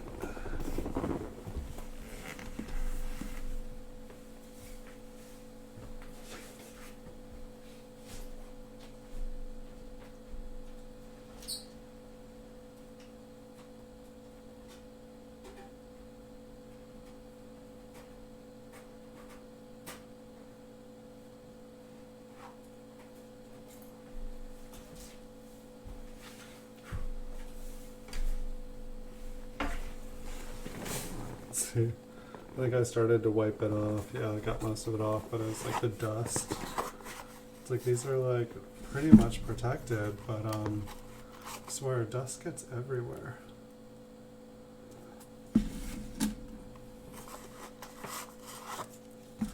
But the Rydales, like they work pretty easy. Like I feel like mine, it would get jammed sometimes. Like sometimes two pennies would try to go through the separator at the same time, and they would. Okay, I need to zoom in a little. And these need to go somewhere, so I'm not almost getting rid of them at the same time. But basically, it's like there's a hopper. You pour all the coins in a hopper, and let me just straighten this out. It almost seemed like the angle worked a little bit better. But basically they go through the hopper and they go down a little slide, and then they go through like a little mechanical, kind of like what's in a soda machine or whatnot, and so it's the thing that can read and tell different coins apart and whether it's a coin, and if it's not a coin it shoots it out. And so basically it's just measuring the weight of the coin and the width of the coin, and if it matches it goes through one, and if it doesn't it goes into the other. So the first time you send it through, like the first time you like send a big batch through, you have a copper penny in it, and then all the zinc ones pop out to one side and all of the copper ones go to the other side. And so then you have your coppers and your zincs, and I would say there might be like one or two coppers in the zincs. And so sometimes if you really want to make sure you get every single one, you can run it twice.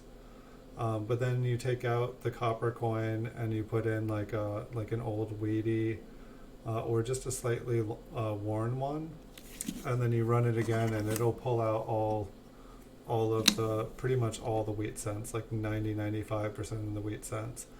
And then when I do that, I just kind of watch the memorial pile, and as it's going through, I just keep my eye out to see if a wheat falls in there, which they're going pretty fast. And like I said, if you want to run it twice, then it's like you're almost guaranteed to get every single one. This one looks clean too. Maybe a little bit of color. But they're kind of handy. I believe mine actually, like I think I had a nickel attachment for it, so it'll actually work with Jefferson nickels as well. You know, if you were hunting for silver, it would be no problem. You could go through a box looking for the silver, and you know, it would just pull out anything that wasn't a normal nickel.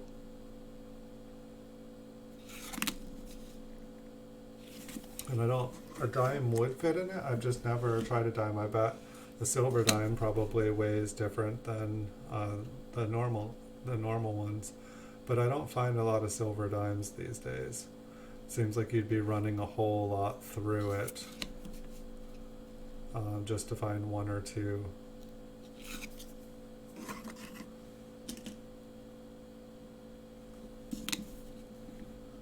And it's like sometimes, you know, it's like I wonder about, like, you know, just how much electricity is it, you know, using to run this, you know, is that, it's kind of like, you know, when you melt down silver to, you know, make a bar or something like that. It's like, okay, well, you get most of your silver back, but then how much did the gas, how much did the you know, for taking a half hour of propane to heat everything up, how much money did that propane cost you? Like, it's like when things are done on a large scale, they can be profitable, but I would say when things are done on a smaller scale, it's more of doing it as a hobby. And then it's like, unless you put like a premium on like it being like an artisan piece, you're kind of doing it for the love and not to make a profit.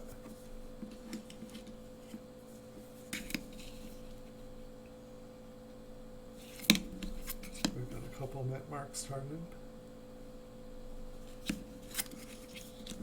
Like this box has like a totally different feel than the last one so far. Like that one definitely had a lot of woodies. It's got a little bit of cool color. Oh, that looks cooler when I look down on it. Kind of looks holographic.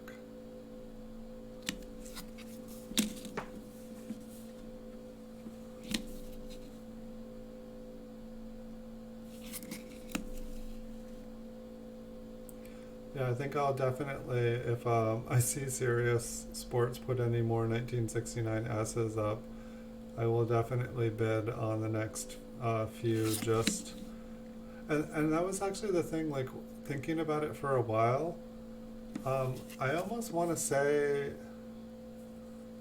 sometime in the past that happened to me before, that I got, you know, like a mint state coin or something that said mint state from them that was proof. But if that's true, I don't know what I did with it, because I don't remember selling something like that. I feel like I'd remember selling it, and I don't think I still own. But that 1969 asset's definitely been filling my thoughts. Like, it's like my brain keeps going back to it today.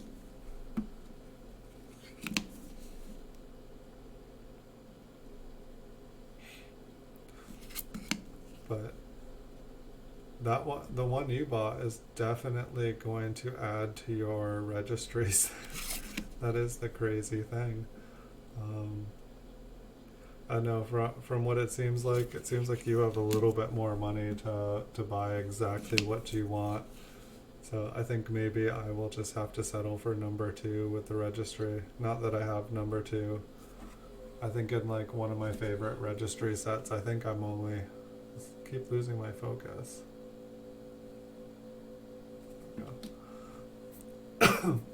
I think I'm like number 6 at best right now. I used to be like number 2 for a while, but that was like way back when. That was way back when I was like still working a 9-to-5 job, and like my paycheck was, you know, buying a couple registry pieces every week.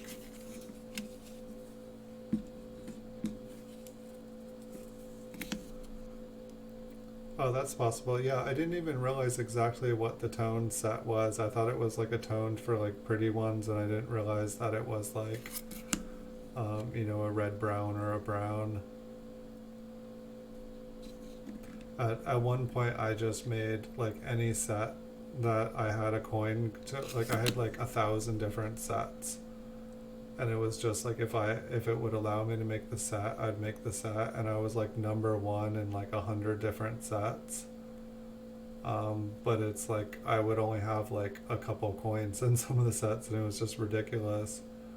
And I don't know, like I have a really good computer, and pretty much the registry, like PCGS, like when I try to open a registry set with that has over 1,000 coins required, it takes like 5 minutes for it to like open up. It like crashes on me all the time.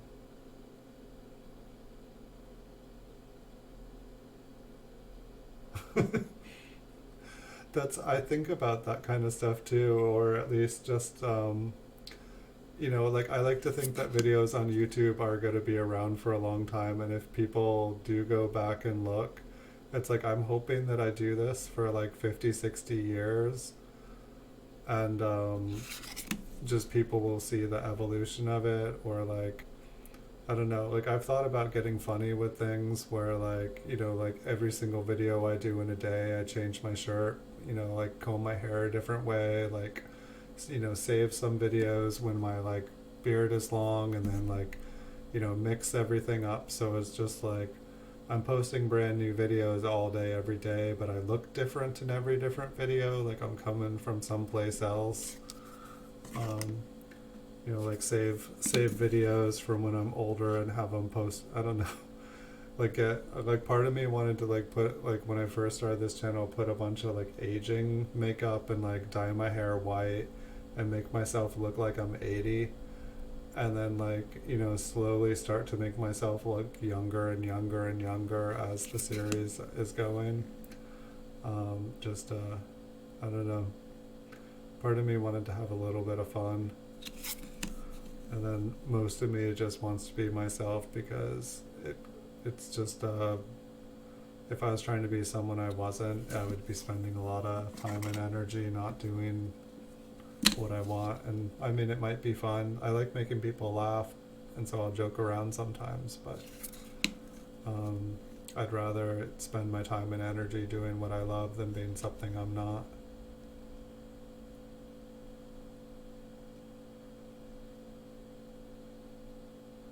I guess that's how I've been most of my life. It's like a lot of people try to fit in, and I'm just like, if I spent all my time trying to be, trying to fit in and be what other people say I'm supposed to be, I just feel like I'd be wasting my entire life. And it's also funny how like all the things that people tell me that I shouldn't be, like all of a sudden, being at home is a totally okay thing to be. Like right now it's totally cool for people to be playing video games all day long. And I mean, if it wasn't for video games, I wouldn't have learned how to take over an auction house. Like before I started on eBay, like I learned and I practiced in virtual worlds. That's how I learned how to do eBay. Is that like I took over the auction house in World of Warcraft. I took over the auction house in Diablo. And, I had play money, but I was able to take the play money and, practice with it. And then I was just like, okay, why don't I do this on eBay? And I'm so glad I decided to do that because it works exactly the same way. And I mean, it's like basically the principles is, the first principle is buy low, sell high, and then, basically just, figure out what the supply and demand is for different things. And when there is high demand for things that have low quantities, that equals profit. And so it's just a couple basic things anybody can learn. I see an S in there. I think that S is going to be hard to see up close.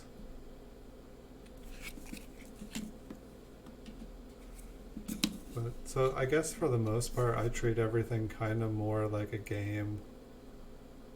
Um, it's like I know it's money, money, money, money, money.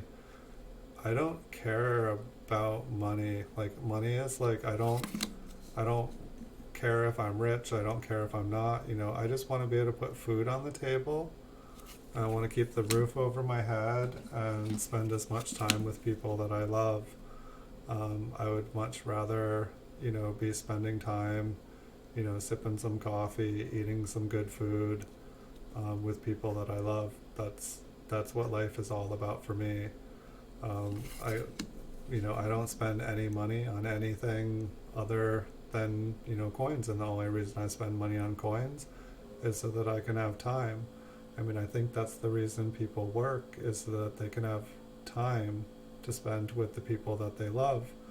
And unfortunately, in the world that we're born into, you need money to be able to pay for things, and um, without the money, you basically, it's you don't have a home, you don't have food, and so people work. But then it's like I feel like people work for so long, and then they forget why they're working, and they just, unless one day something happens and they wake up and say like, oh wait, I don't really need all this. I don't need all this. The only thing I need is a home and food and people I care about. And for me, that's basically been the way I've always been. I spent pretty much my entire 20s just working nonstop and going to school nonstop, just so that when if I had a family or whatnot, I'd be able to spend my time with my family, because I know how short life is.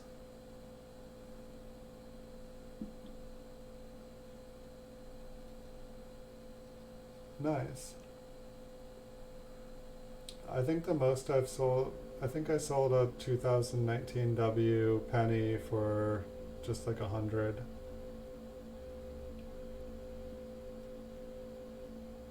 Oh, it was just an MS67. I thought you meant an MS69. I sold an MS69 penny for that year by the W. But I'm not as familiar with the quarters. So what's up with this?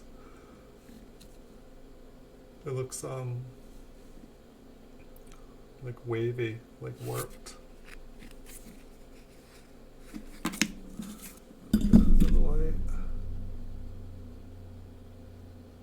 I don't know if it's bent. The front looks.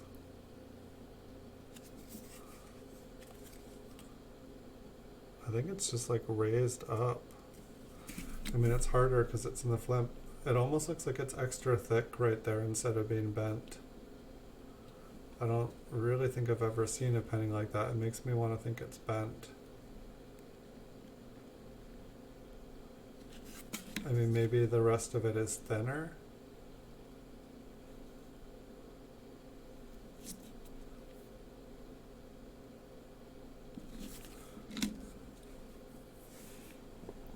Well, there are some insane prices on eBay.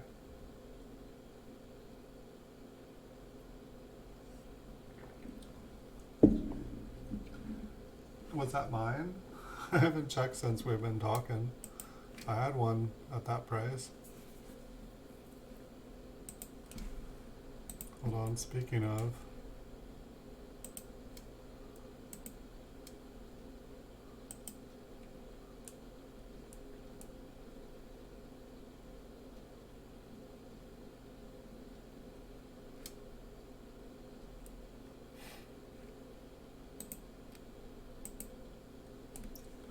I'll keep on moving here. I'm going to be going till midnight. Sorry about that. Forget it. The microphone's right there.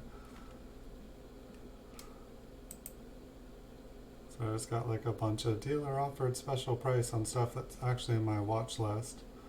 I don't have a bunch of stuff in my watch list. Oh, that keeps on getting.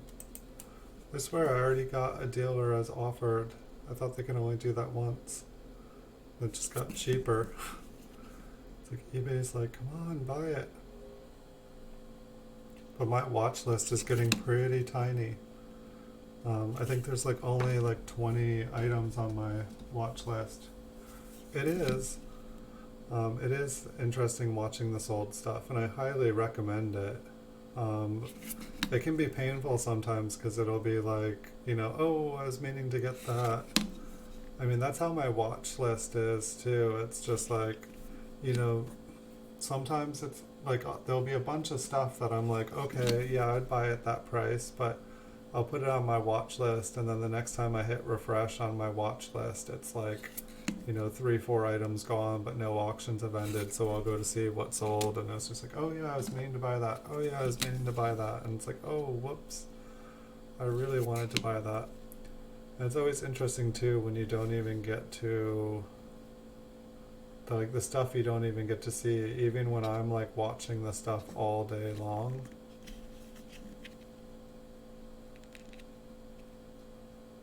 That looks kind of cool.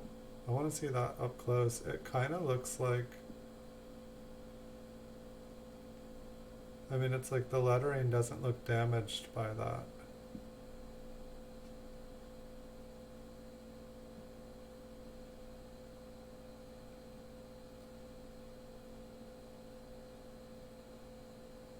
Like just the black box.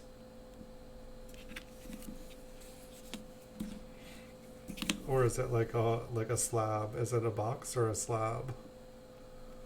So that one's got a lamination air on it.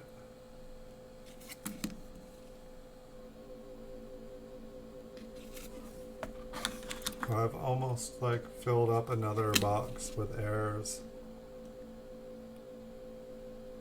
I've got some black boxes. I don't. They honestly they stand out. I feel like they look tacky with all my blue. They're fine. They do the job.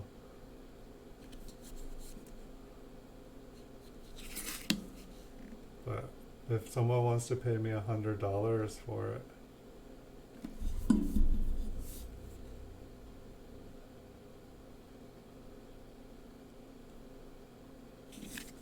Yeah, I would totally. I should put mine up.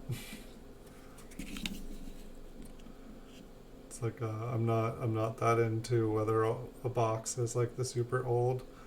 It's funny, like the super old, like the Rattler slabs. I don't really like them. Like I owned quite a few coins in them, and it was funny. Like sometimes I feel like I would buy one and I'd have it forever. I'd think that I know they're collectible, but I feel like a lot of people don't know what they are, and they just assume that the slab is fake.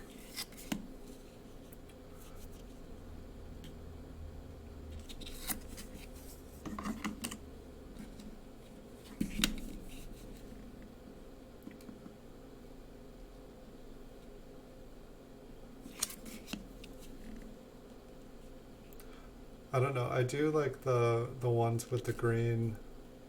I do like the older holders that have like the green label. Like not the old rattlers, but the ones that have like a green holder, and they usually only have like a 7-date cert. Like those ones. Those ones I like because I feel like if a coin still looks decent in those, it's been around for a long time and the coin hasn't changed. Like I feel like some of the newer ones, I'm like, I look at the coin and I'm like, has it gone bad? I'm like, it just doesn't look like it matches the grade sometimes.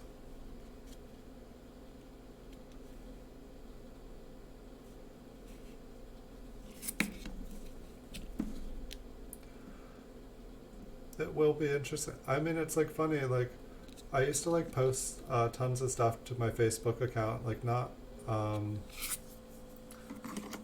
coin related, just life stuff. And I always kind of was like, oh, this is kind of like an extra backup for like pictures and stuff. And then it'll always be around. And it's like, as stuff becomes cool and uncool, and like, profits move, it's like, oh, well, Facebook might not be, I mean, it seems like Facebook's going to be around for a long time, but it's like that realization of Facebook might not be, and it's the same thing with YouTube. It's like, okay, if I make these videos are going to be here, until like, the first electrostatic war or something where like all the like, all the electronics on Earth get fried, or like a huge solar flare, like this stuff's going to be around. These videos are going to be up for forever in the future. But it's like only as long as another technology or another like rival like website doesn't just make everything obsolete.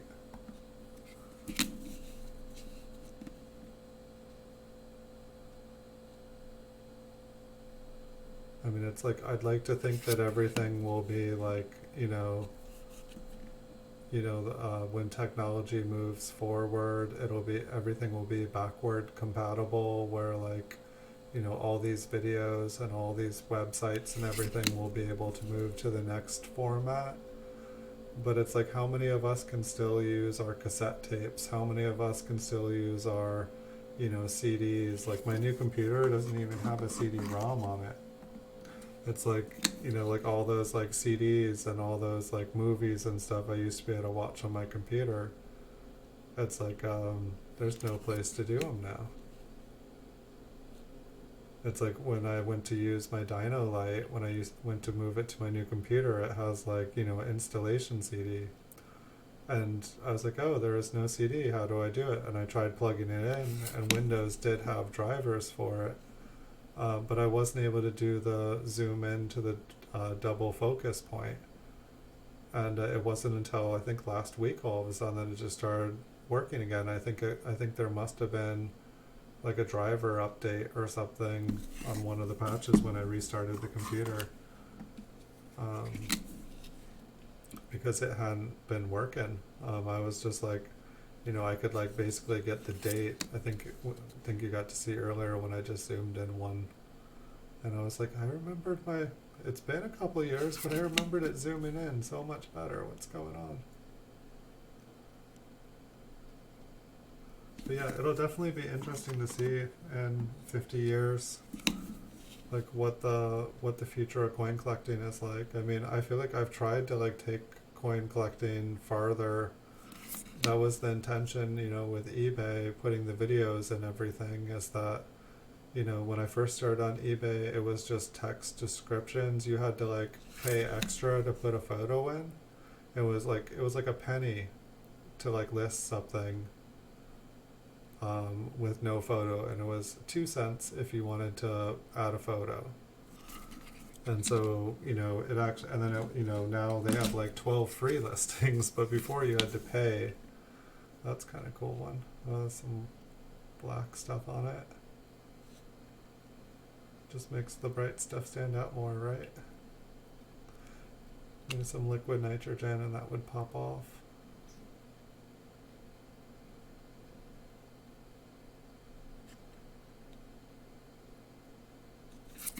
This one's got a mint mark, so we'll be able to check it out a little bit closer.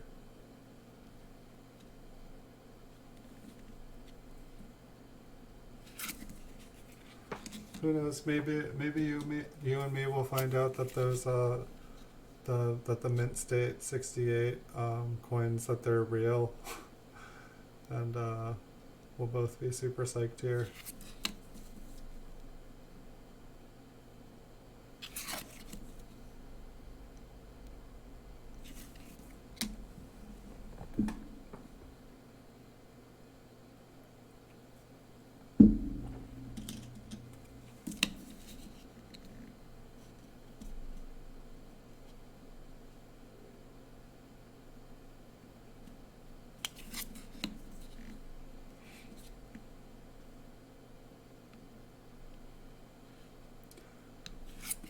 I've like been going back and trying to like watch all my videos when I'm not able to just like kind of watch and try to figure out what I can do better.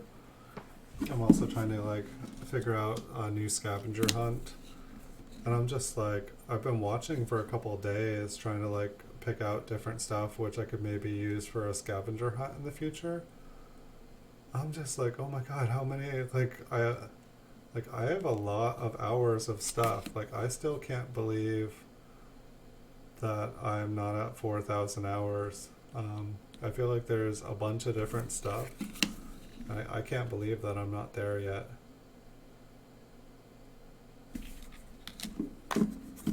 But I have, since this last week, I have started going up a lot faster than I did in the past. And I don't know what the difference is, if maybe everybody is sheltering at home. But it's going to be funny. Like, I feel like I mean, it might be a couple of years. I mean, I know they're trying to open the country right now, but it might be interesting. Like, people might not want anything to do with YouTube or TikTok or whatever they've been on for like the last couple months. Like, people have cabin fever, like, and it's gonna be summertime. People are gonna want to go out and not come back. Of course, a lot of people are probably just gonna have to work because they haven't been working.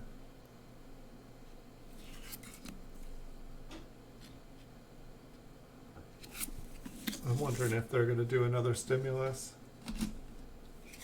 I think it would be a good idea.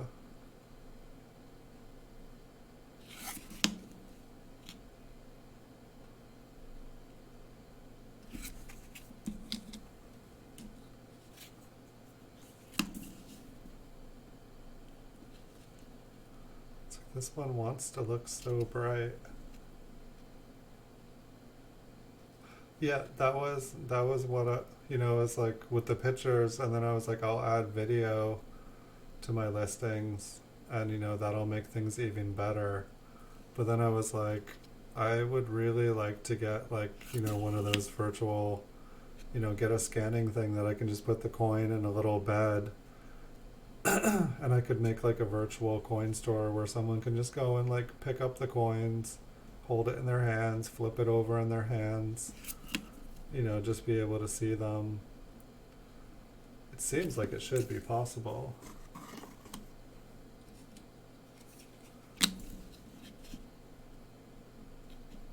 Because it's like, it's like you can look at something in a video, but it's like, if you were actually, especially if you were able to like take like a magnifying glass or something or a light and shine it on, you were able to control the light and the angle. Like, that would be epic for coin collecting.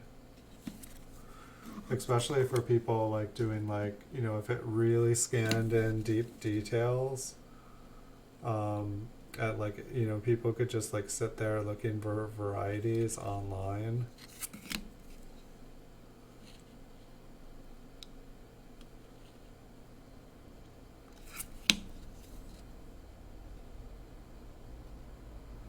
It's like, I guess instead of like conveyor belts and stuff, or I mean, I guess it could be conveyor belts, but if like they just sold like little scanner bed, like 3D scanner beds, where like when people were selling coins, they could just put the coin into the little 3D scanner, or little like a virtual scanner, and that it would automatically do, and then it could like read the date and stuff.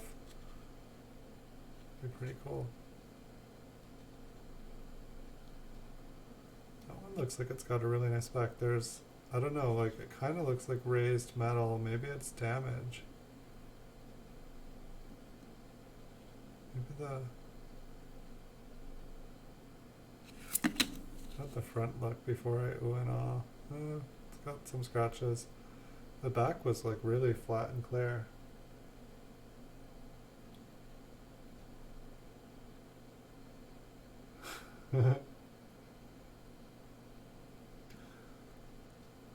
Yeah, I was thinking of at least like one of those like rotating, if I was to make like a video or something, like have one of those like rotating tables with like, like a rotating product display with it just like spinning in the background. I think that would be cool.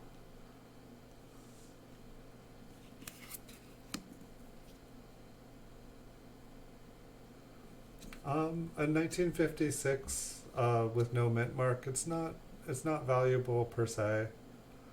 If it's if it's super high grade, like if it's, like this would be an example, like the front of this, like my guess is it's like probably like an MS63, MS64, like red brown, like the back here. it's probably brown, but like the back here probably, I don't know if this is damage. But basically, or let's see if I can find another coin. I'll find like a more,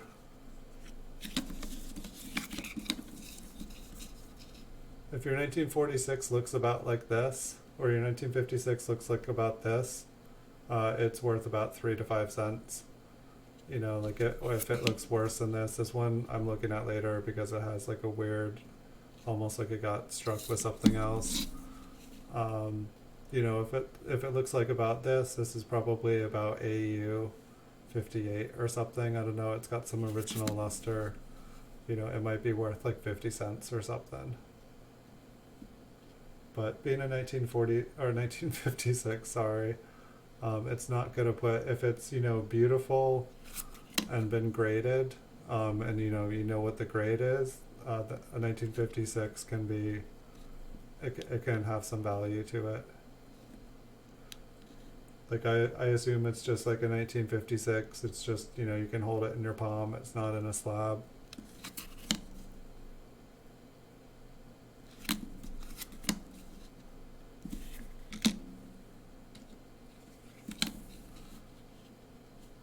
But yeah, like, you know, even one like this, like probably like, you know, this one's in a little bit better condition than the other one, like probably like 5 to 10 cents if it's about like this.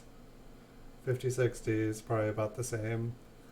It's, you know, it's not a rare year, that's for sure. But coins, even when, you know, they're a super common year, if it looks like it is brand new, if it's like brand spanking new, like it just, you know, it just came out of a roll from a bank, like brand new, they can have some money, they can have some value to it. But most coins, like in the 40s and 50s and stuff, like it'll need to be like MS65. You know, coins are graded on a scale between 1 and 70, and a 65 is basically like a 65 out of 70.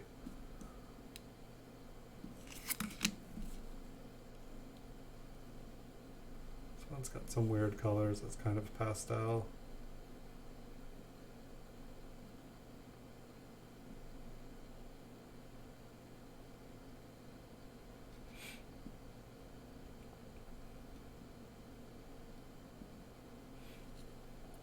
Was the mint state, was that, did you mean 67 and not 70?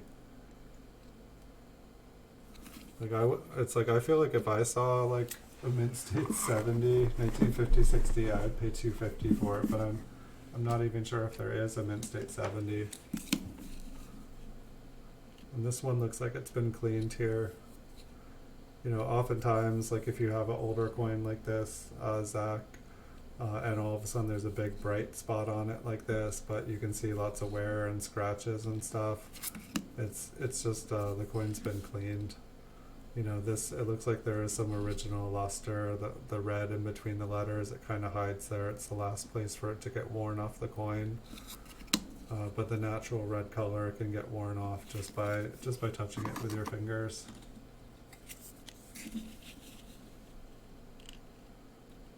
This one looks like it kind of has a little bit of a wood luster. A 50S, it's a better date than the 5060. Like still, unless it's like in mint state condition, I wouldn't say it has you know, it wouldn't have even enough value unless it's in mint state condition, like bright red with no scratching. I don't even have a 1950S in my registry right now. I have plenty of ones that aren't graded. I just thought I would check to see. Oops. But a 50S, if it is bright red and beautiful, it can definitely have some value. And the fact that I don't even have one means that every one that I've gotten in mint state has sold. It's like this one here is probably like a MS, I don't know, like MS62, probably brown. And so it's like, you know, this is probably, you know, worth like a quarter. Not too much. The 50S. Are there grades out for like, it's like I've only seen like one or two, I think like MS61. I'm not sure if I've ever seen an MS60 coin.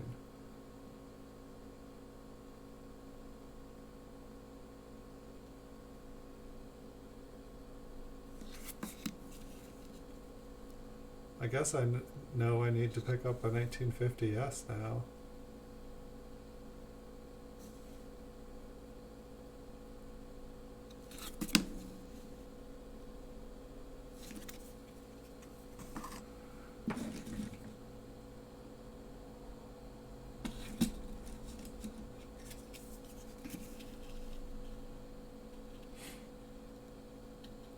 Like one place you can look at for, I mean, you can look up like the different mintages for different years, and basically the lower the mintage of a coin, the more it's going to be worth for the most part. You know, there's a couple years. There's a couple there's a couple of years that are definitely better. Oh, I probably have hundreds and hundreds and hundreds of 50S. I just don't have one that's graded at the moment. Like say like these are the graded ones we're talking about. Like say this is an MS65 red, a 1952D. I made a video of this one today, but it kind of, you know, I think I spent $11 on this one, and it's worth 15, I think is what the PCGS price was. I'd have to go back and look. But this is just kind of an example. So it's like a lot of coins from the 40s and 50s, like MS65 is, you know, kind of the lowest that most people collect them in. I saw a lot of MS64s too, but MS66 for the 40s and 50s, they're still easily found, or you can easily find them graded this high. You know, you don't have to like search really, really hard to find a really high grade example. Once you get into the 60s, 67s, that's when they start getting pricey. And there are some from the 40s and 50s in MS66 that cost hundreds of dollars, like Andrew was saying, like the 67s. That was like, what, $275 you were saying?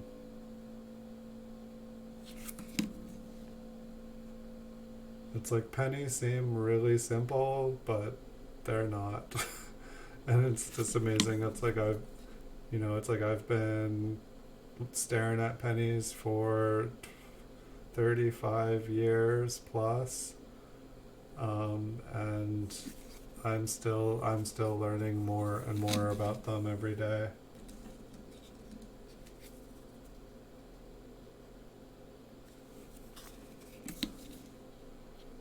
I think these ones are nearly pure. There's a little bit of something. Why is Lincoln looks puffy here? Guessing the back is knocked in.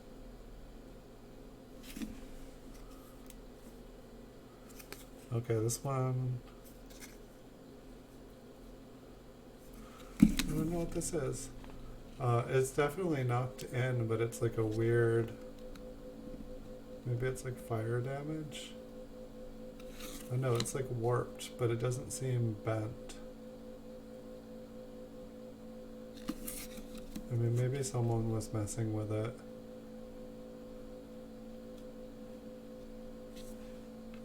I'll check that one out up close. Yeah, they've changed it several times over the years. And so it's, you know, it's had different, like the structure, it's almost all like Andrew's saying, like 95% copper, and so it's changed slightly over the years. It's nearly midnight here, so my brain is starting to the closer it gets to midnight, the like less I can remember.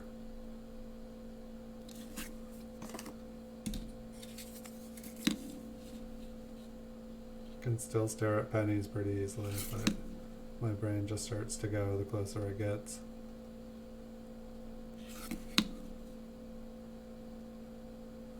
But yeah, I can't believe how much it's like. I feel like the more I learn, the more I know or find out that I don't know. But every time you do, kind of like, I don't know, it's like you just keep getting more and more questions. The more answers you find, the more questions it gives you.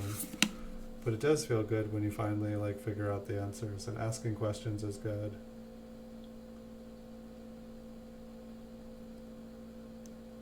What about the price of it?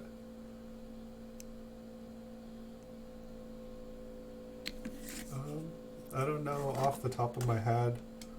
I can see if I have any in my registry.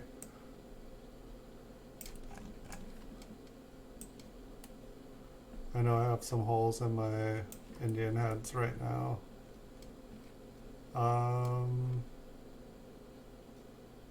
For a non-gradable one, I paid $23 in a slab.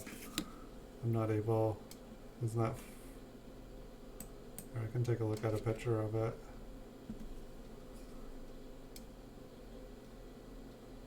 Pretty much has all of its detail.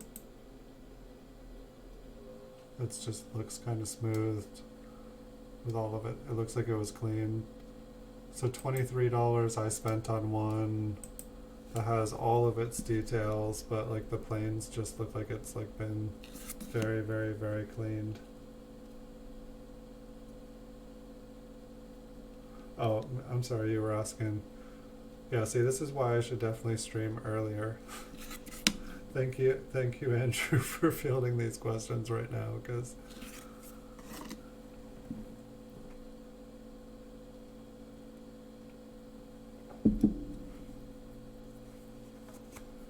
yeah, I think that there was what in the beginning of the Indian head sense, were they still, see, that's how far my brain has gone. It's like I know the Flying Eagle had, you know, it was copper, but it also had nickel in it. And then the first, I'm not sure if the first couple Indian head cents had nickel in them as well. And then it went to bronze.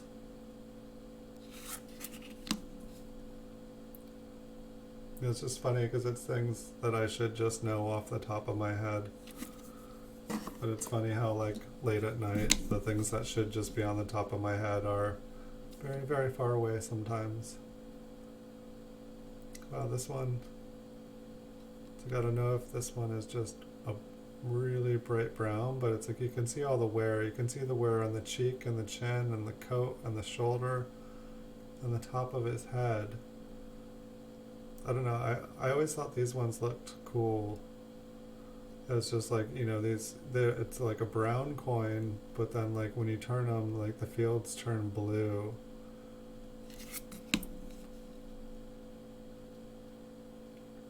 You can see a fingerprint on it.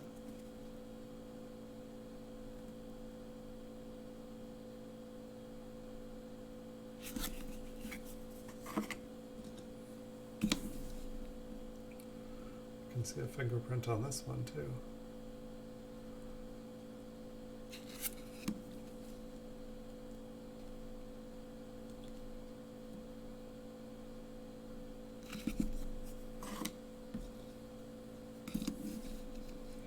I wouldn't clean a penny. I mean, it's like I feel like this one right here, this one has been cleaned. You know, it's like if you look at the fields here, you can see lots of little scratches and nicks and stuff. And that would have just taken the surface off of the coin. Like Lincoln's face, it's just covered with like little scratches. Yet the coin wants to look bright red. It looks much redder in person, much more shiny. But under the microscope, you can just see all the little flaws, and it makes it kind of dull. Don't clean coins, I guess is what I would say.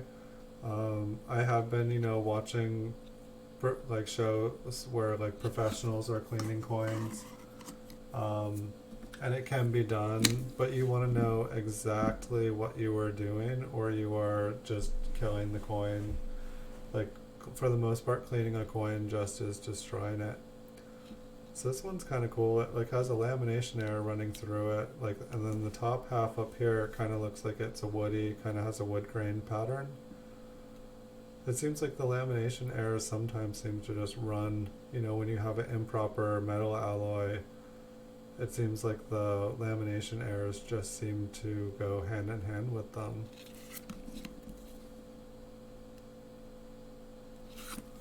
That one looked pretty nice though. So I won. I think I saw Chuck at Copper Coins. I think he was using a product called Xylene. And I can't remember the website that he got it from. I want to say it was like somethingscience.com. But it's like a pure xylene. And like, I've never done it. I wouldn't advise doing it. But it looked like he just kind of like would take a Q-tip, soak it in it, and you had to put the cap back on because it evaporates super quick. But you basically just like put it down on it, you know, turn it a little bit, put it down on it, and just all the stuff on the surface sticks to the Q-tip, and then you want to change the Q-tip like every coin. This one's got some interesting toning. But don't rub something off. Don't handle them with your bare hands. Like, you know, if you got to touch a coin, use the rim. You know, it's like this coin here on the reverse looks like it's been cleaned. You know, it looked like there was a little bit a luster, and you know, it's kind of toned around the edges, but everything else, the original surface is gone. Yeah, looking at this, it's like sometimes too when you clean a coin, you end up with a bunch of pretty colors, just the way that the chemicals react with it.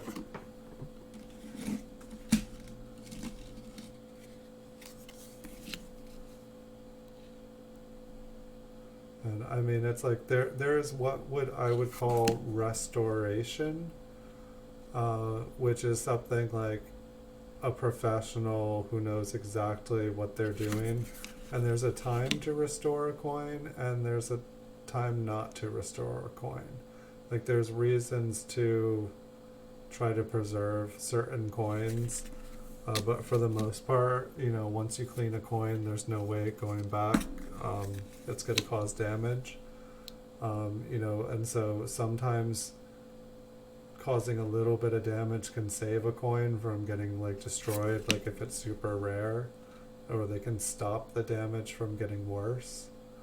And so there are certain times, but somebody that does not know what they're doing, definitely I would not, like, you know, like, don't I feel like what I always hear about coin stores is like, you know, this person has a nice $50 set, has a nice silver dollar set, and they, you know, clean it, make it look all nice, like buff it out, and then bring it in and say how much is it worth, and the dealer will look at it and be like, what happened? And they're like, oh, it was all dirty. I cleaned it. No.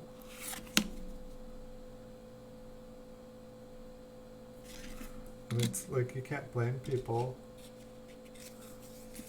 You're very welcome, Zach. If we can help, we're glad to help. I definitely am not the end-all of all knowledge, but anything I do know I'll share, and pretty much everybody in the coin community here on YouTube seems to be about the same. It's just all about learning and enjoying, and that's definitely how it is for me. I've learned so much. Like, I was just making videos on here nonstop, and then I stopped and started looking around, and I was like, whoa, there's some cool people on here. And they know way more than me. This is heaven.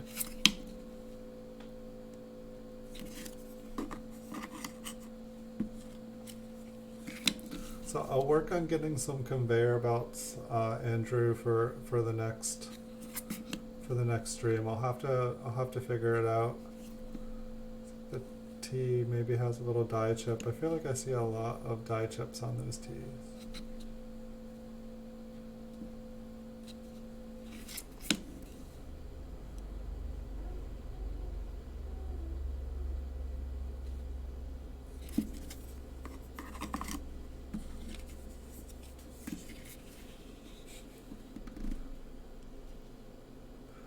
I can definitely get like the metal clanking sound going on in the background.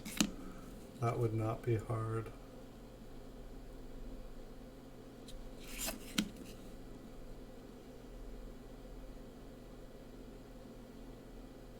It's like usually I have to like turn everything off here so that there isn't like metal clanking sounds.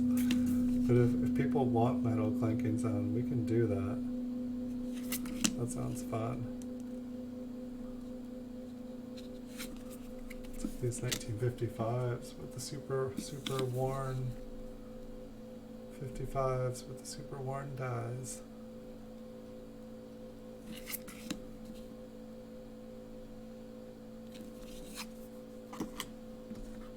Alright, this one says an error. What could it be?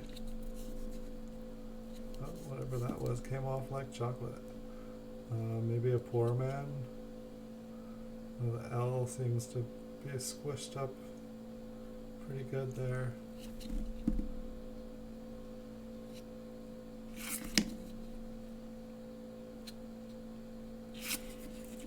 It's kind of funny. Some of the stuff on here, I'm gonna be like, oh yeah, you guys have already seen like 50 of this now. We don't need to look at it, but I guess I need to keep showing stuff. This one's got a little bit of toning on it. I would totally buy a better camera if, yeah, this one has some toning. It's like I want to get a camera that like makes toning look better than it is.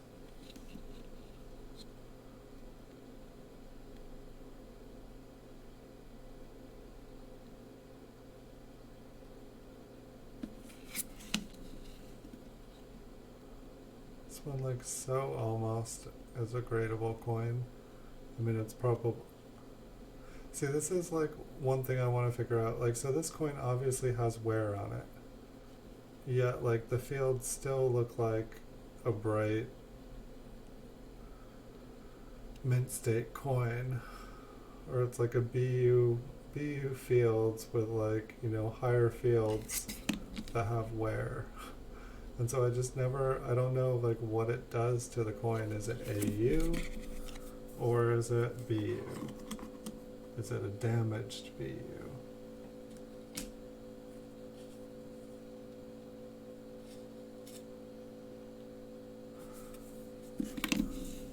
Supposedly, yeah, supposedly they have been falling. I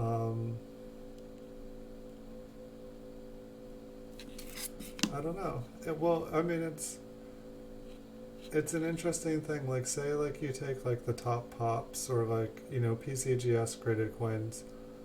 You know, yeah, I feel like prices, you know, like as long as I've been watching prices, like some of the stuff goes up, but some of it goes down.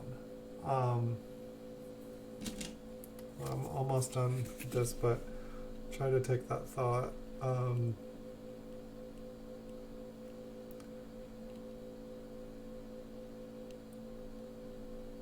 mean, generally things have been falling. I feel like things got kind of out of hand at one point. But say like if you take the populations, and like of every date and every mint, like stuff is getting graded more and more and more. And so the reason that like some coins are valuable, you know, in high population or low populations of high grade low population coins, you know, eventually statistically more of them are going to get graded higher and higher, and so they're going to become less rare, and so the price is going to drop. But it's the ones that keep defying the odds and not getting graded, more getting graded, those are the ones that get up. But most of the coins, you know, will have another coin get graded, and it will drop the value of the ones already at that grade and the ones that are lower. That was a nicer 55. So yeah, a lot of them are, it is kind of like a gambling game. And so it's like, say if I get 1,000 1979s graded, that adds like 1,000 coins to the pool. Um, and so that kind of, devalues any coins that were graded below. And I guess that's another thought too is, like if you imagine like how many people collect coins and then how many people collect a certain series. And since, I'm looking at pennies, we can just talk about pennies. Like, let's say from like 1909 to present, like how many people how many registry sets are there? How many people try to complete a registry set for it in PCGS graded coins? And so if there's 5,000 coins, or if there's 5,000, or let's just use that, let's say 1,000 people want to do a registry set. That means that like basically the top 1,000 coins of every date and mint, the top 1,000 coins, those are the ones that people are going to want in their sets. Granted, some people might own more than one of the date for the 1,000 coins, and so then someone will have to settle for a coin that's not quite as good. But the demand is basically 1,000 coins, and so when there's more coins than there is demand, people will, the coins that aren't as nice, the lower grade ones will have less value. The market will demand them less, and the price will drop on them. The coins that are the top 1,000, those are the ones that will, have the most demand. Those are the ones that people will try to have. They're the ones that people will want. And so if I let's say that there's 1,000 of them, like the demand is 1,000, and that there's 1,000 coins graded, and I go and I get 1,000 coins graded. It just makes it so that, whatever coins that I grade higher than any of the other 1,000 coins, then those ones all of a sudden have more value, and the coins that are graded less than the better ones that I grade, those ones kind of fall out of the top 1,000. And so it's like as coins fall out of the top populations, the demand for them becomes, there's just less demand, there's more supply, and so the price on those goes down because, they're not, the amount of people collecting the sets aren't enough to keep the price in check. And so the price just naturally will fall. At least that's the way that I look at it. I don't know, how many people have set registries. I guess if we like went to, the big one of the bigger sets that the registry has, and we go. Did I have my light on the whole time we were doing that? I think I thought the coins looked a little bit funny. So I think this was like a 55. I just wanted to see if we could see the poor man on it. Not very much. Okay. But like, so like, say like if we went to like the small cent, like 1909 to present, like basic kind of set, and we just looked and saw how many people actually have a set registry, and some people have more than one. You can definitely have more than one account.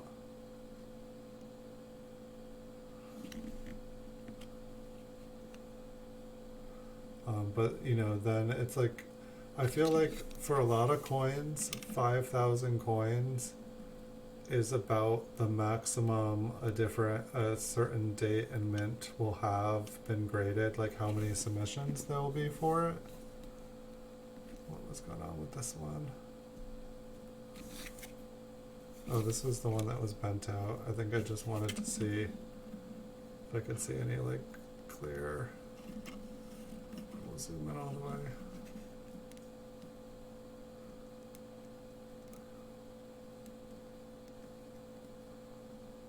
Okay, I'm not, this coin is just like bowed out. But like, let's say like, I feel like from my memory, a lot of coins have like, 5,000 of them have been I guess I should be looking at the registries or the populations. But when I look at the registrations, it would be like, 5,000 have been graded, and then you can see how all the different grades get split up. So just check out the mint mark on this one, get focused. Then I wanted to see, there was like that circular mark on the reverse, and I just wanted to see what that looked like.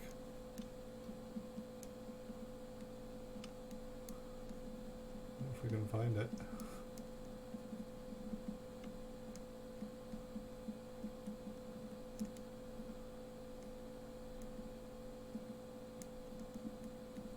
So basically it just, it looks like a coin, but it goes into it, so it's like, kind of looks like a rim.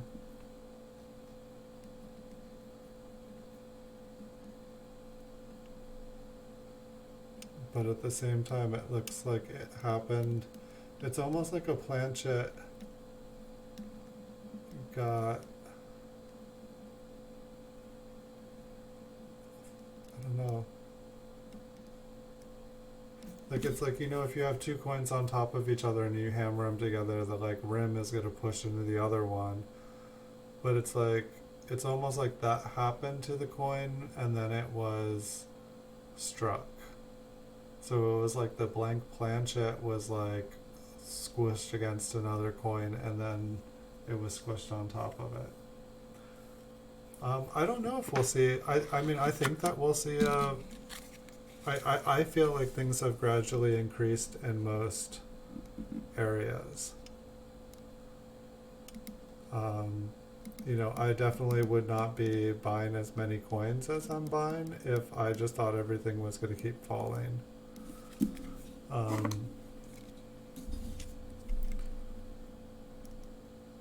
I think the things that,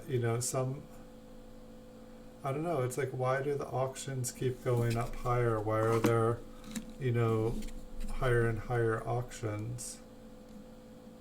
I think statistically stuff is probably dropping.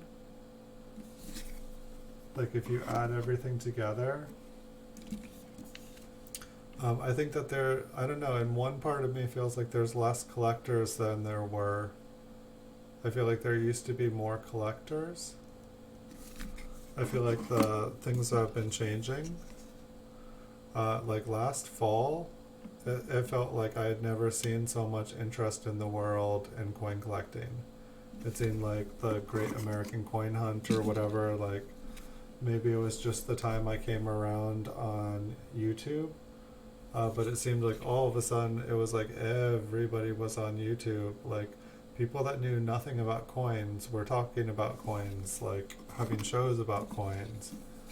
And it was just like, it was kind of like, oh wow, when did coin collecting become mainstream? It was just like kind of intense. I was like, it was like everybody, like as like non-coin collectors were collecting.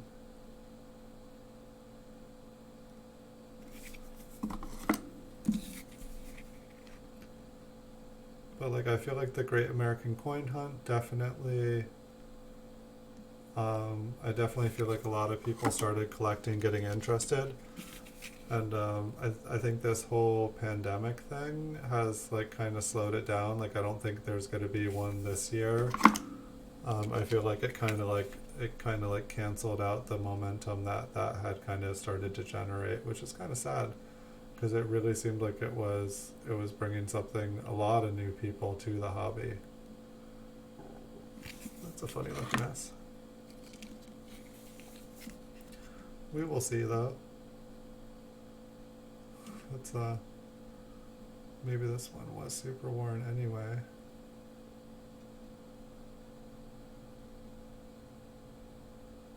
The magical disappearing S.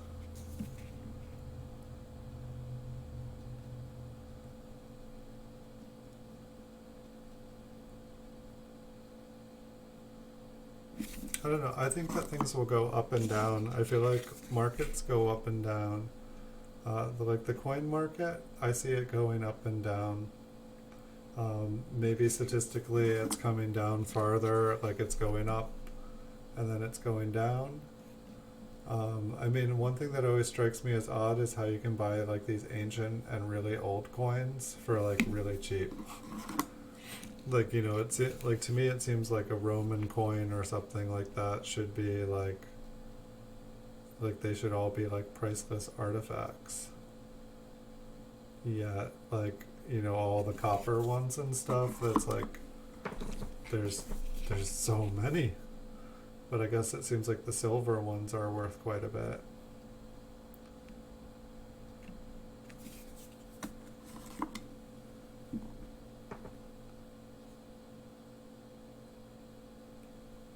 I feel like I can never get enough water when I stream.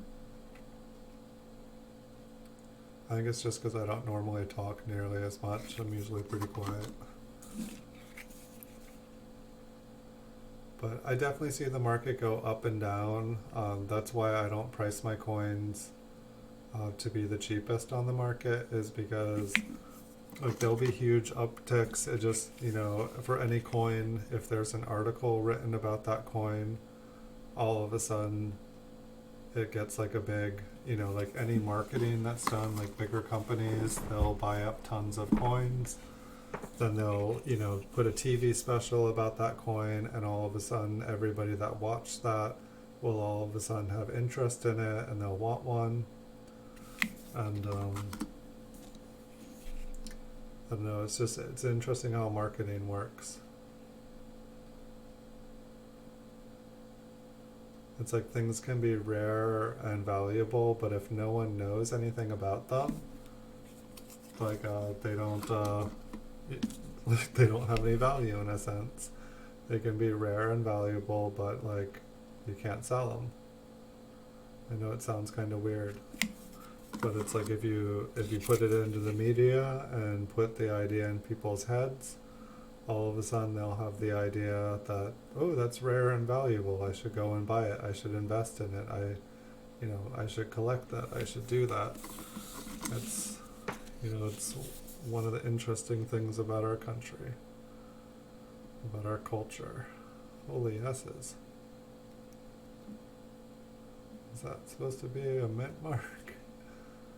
I didn't even notice that on, it's like this one is like the one that's like all different colors.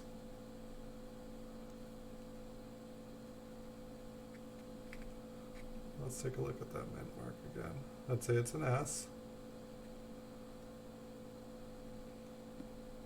But why it looks like that, I don't know. Look at the reverse.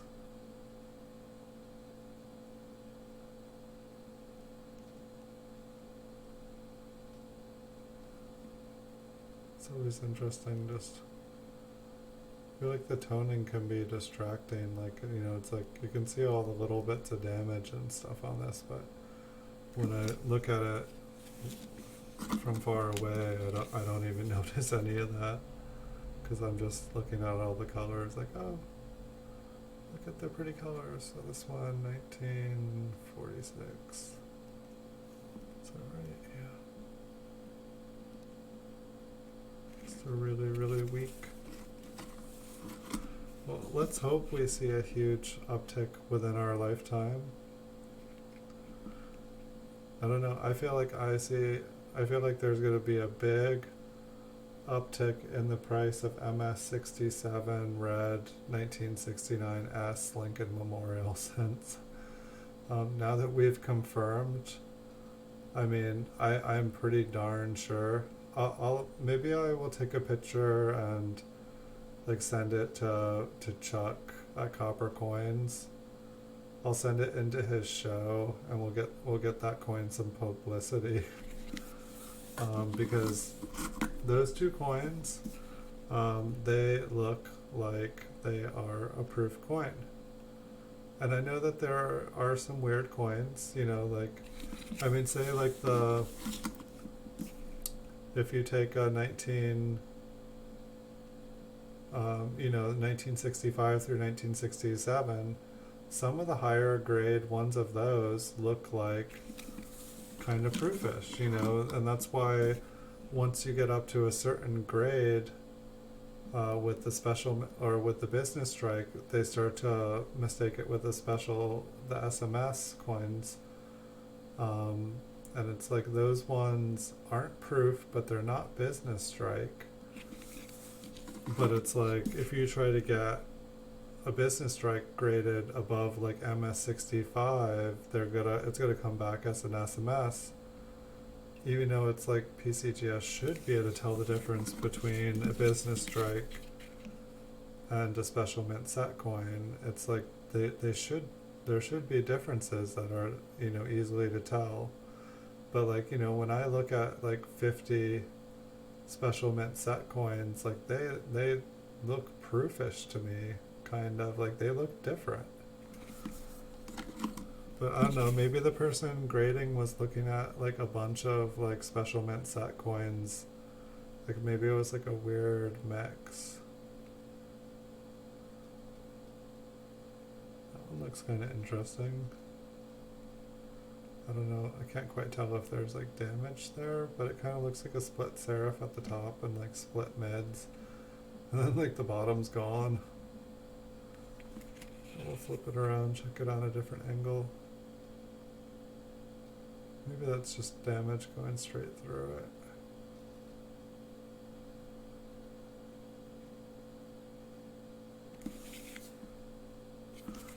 I don't know, but that was the last one. But if anyone was wondering what I was like talking about, so earlier today I did a video, and it was about a 1969 S, like a proof coin that I had ordered, and it came back, or I'm sorry, I got it after ordering a proof 68 coin, and when I received it, I'm going to need to do better than that. Let me see if I can. When I received it, it's in a holder. It was in a holder because this is a different coin.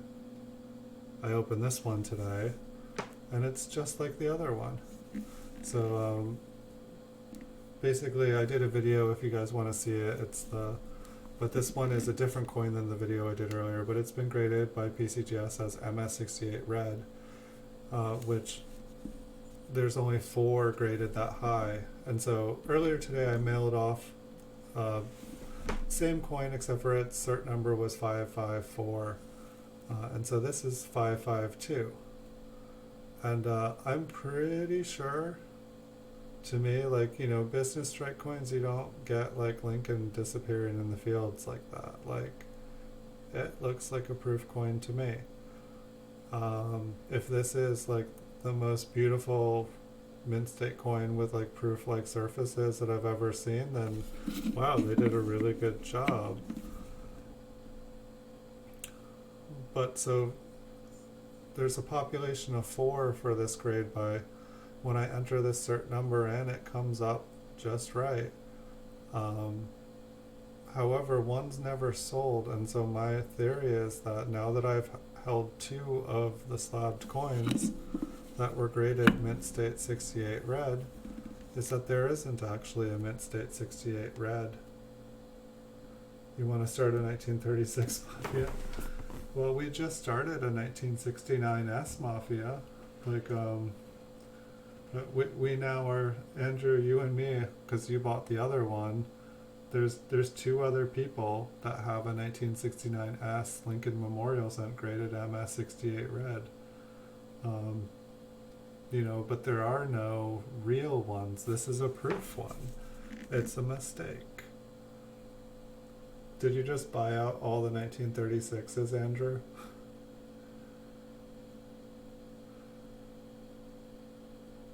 I think I saw a really nice one go up. I think it was like an MS67 or something.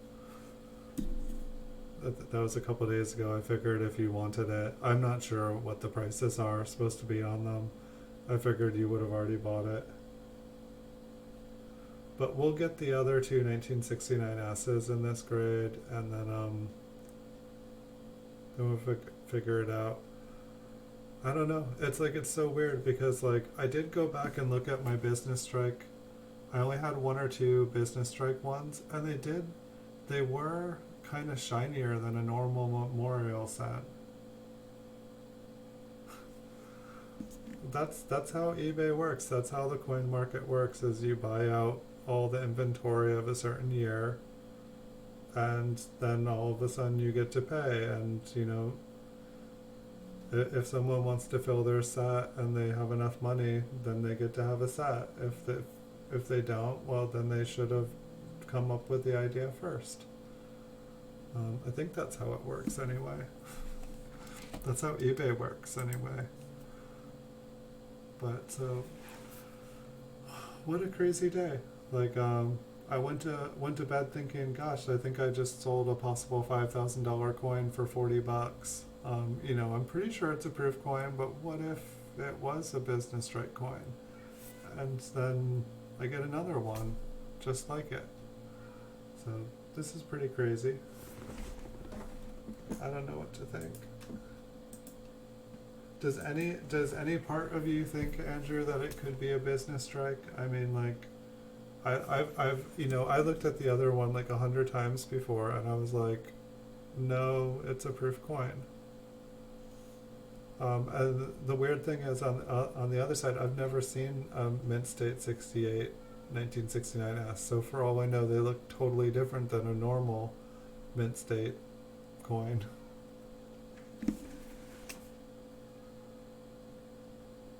Do you think there's a 10% chance of it being real? Well, wouldn't that be crazy? I mean, I don't.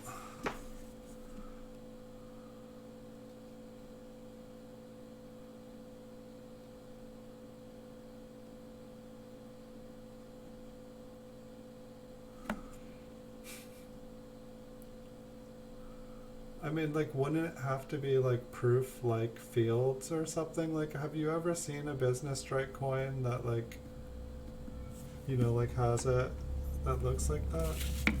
Like, this is the 67 cam.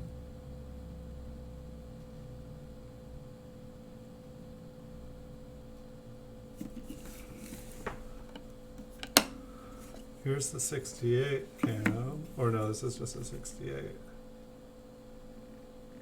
But I think the Philadelphia Mint did a way better job.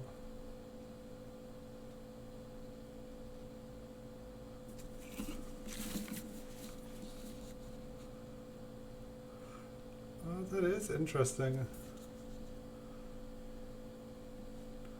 I don't know. Oh, I mean, I guess it was a 67, but it's like, you know, if you look at the liquidness of the luster, you know, it's there. So this is a 68, so it should have been a proof 68. So this is a proof 67. But it's like I mean, I guess this is just a different kind of coin. Because this is the Philadelphia Mint, the 69 would be the San Francisco Mint.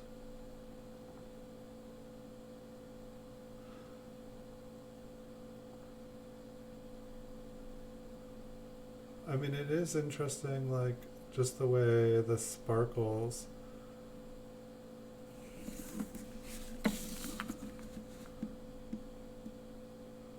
I mean, it's like there are like a couple angles, like, you know, like when like the edges here, like on the right side, if you look at the right side, it does kind of remind me of a business strike. But that's not looking business strikey. I feel like I'm trying to convince myself it's a business strike. Like everything in me says that it's a proof. Like that's like that's like a mirror, like it's like I don't think I could like pull out an MS69 coin that I have and have it look anything like that.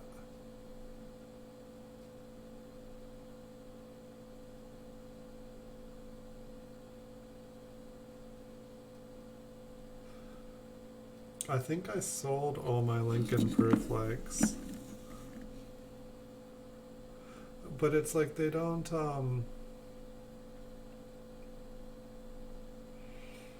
they do have like some proof likeness to them, but it's not, it's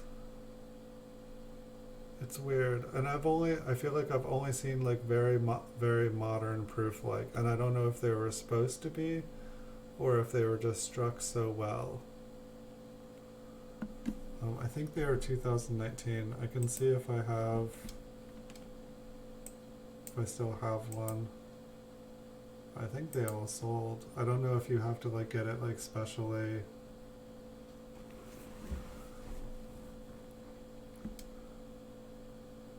It's still messing with my head though. Like I'm just like, because I know what it would be like. I mean, imagine going to a show and like somebody approaching you like, you know, as you're walking into a coin show, and they're like, hey, check out what I got here. I don't know, basically just trying to like, you know, like, hey, it's a, you know, it's a, if they were trying to show you this coin as you're like, you know, walking up to a coin convention out in the parking lot, and they're like, check out what I got here, and you're like, that's a proof, I know it's a proof. No, it's not. Like, it just seems like it's something that someone would try to convince you that it is. I don't see it anymore. I don't think I have it. But yeah, I mean, everything in me says that it's a proof coin. And it was, you know, that was my initial reaction when I first saw them at video. I don't know if there's anything different we can see up close.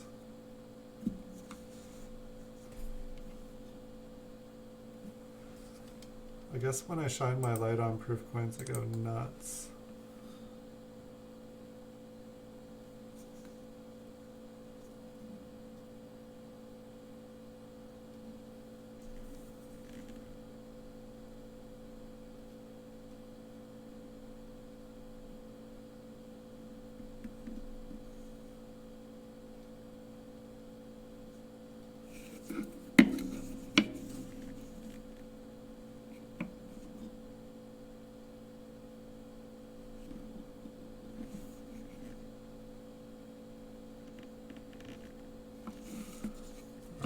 Don't know. Here, we'll look at one of the proof ones. But yeah, I don't feel like trying to compare against a Philadelphia. I should, if I'm going to try to compare one against the other one, I should probably have like a proof. Right here, I know what I should do. Give me 1 second. I have quite a few proof 69 or 1969 proof 68. So I'll be right back.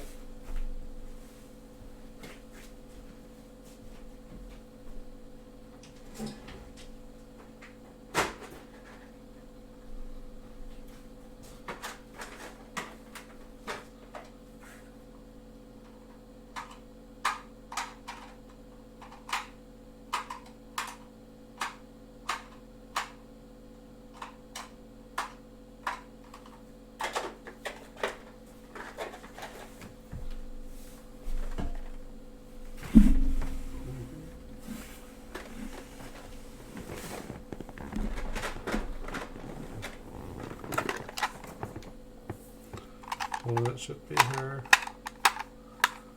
So the ones I haven't.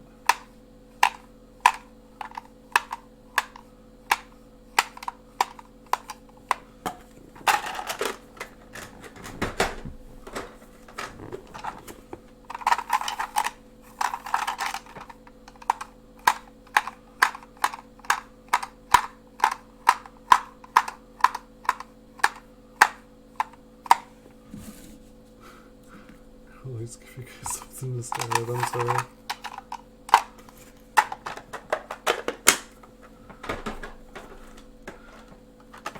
So wait, like was it these boxes you were saying one that someone sold for 100?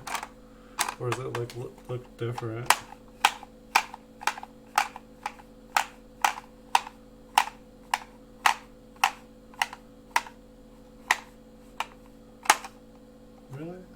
pin right there.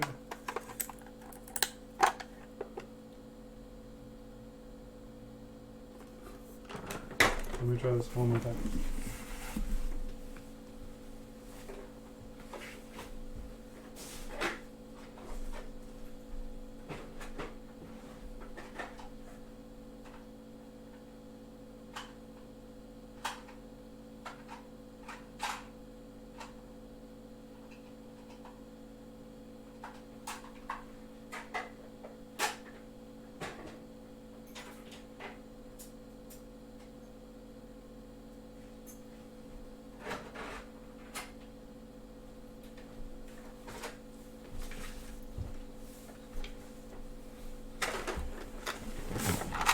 Sorry about that. 67s. That'll do, but I know I have some 68s. 68. 68. 68. Excuse me. Alright, so we got 4.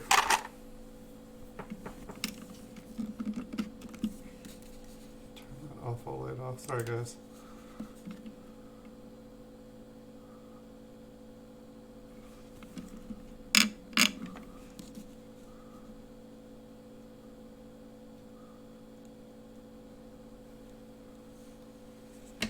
It's funny. It almost looks like business strikey there.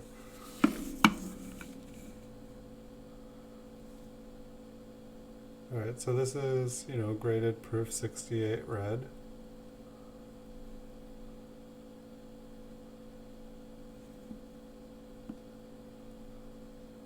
Okay, good.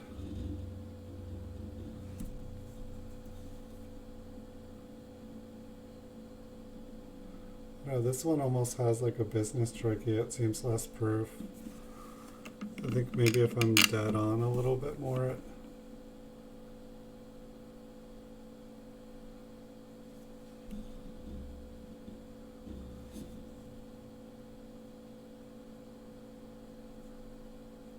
it's funny, this one's not giving me the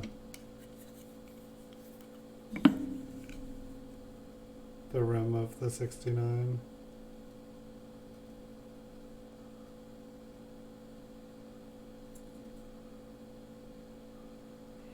Yeah, I feel like the 69s, like, it's like in a way there's like, they kind of have like a little bit of a cloudiness, which almost makes them look a little bit business strike-like. But yeah, they definitely, I feel like they have a different rim. Your proof coin has a deeper rim than the business one.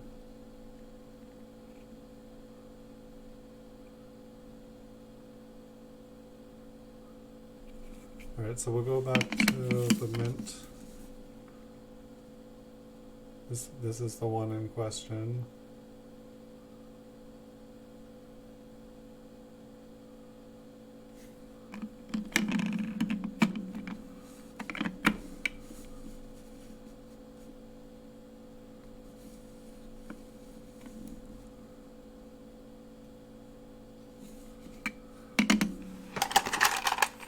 I think I have a very limited supply. That's 69.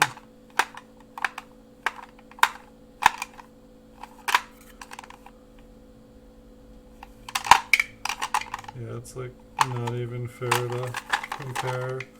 But here's a 64 business strike. A little bit of dust on there, it looks like.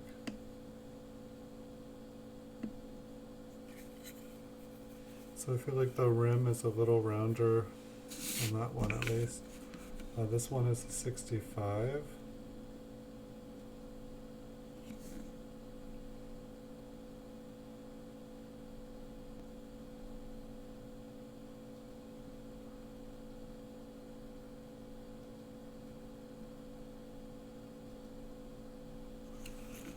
And then the one in question is this, mint date 68.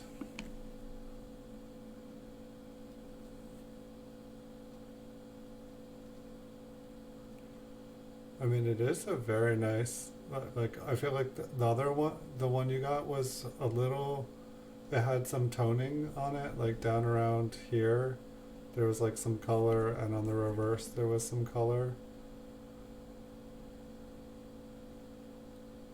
At the very least, it has a very, very, very cool slab that gives you edge in the registry, and then it's gonna have some really nice color, and possibly it's worth a ton of money. I don't know, but it's interesting. Like within like just a day, it's like I don't know. It's like the prices. Like I'm definitely gonna keep an eye out for 1969 S's and Mint State 67 grade, because if those are the top pops, that is a really inexpensive top pop, I think. Well, here, if you find out that yours, because you should have yours by Friday, if you find out that yours is legit, you let me know. And if I find out that mine is legit, I'll let you know. And if we do find out that they're legit, let's hunt down the other two and get them. There's we can find out. We can find out who they are. I think they're proof coins, but it's like, yeah, they're consecutive. Yours. Hold on, I'll just make sure, but I'm pretty darn sure. Or wait, I can check my registry. I can probably check the eBay transaction even quicker.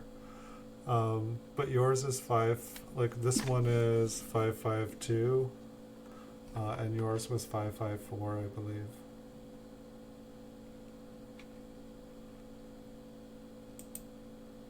And so that means there's a 553 in between the two. And so, yeah, 3, 7, 8, 2, 1, 5, 5, 4. So yeah, they're consecutive. I mean, ours are off by 2 numbers. Like I'm a 2 and you're a 4.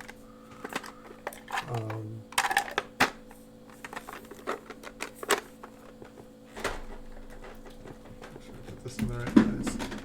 So it'll be interesting.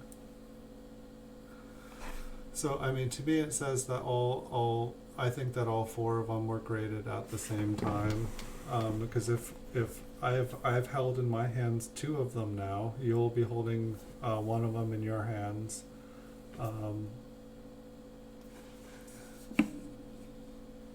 Yours is a 4. Yours is the same as mine, just a 4.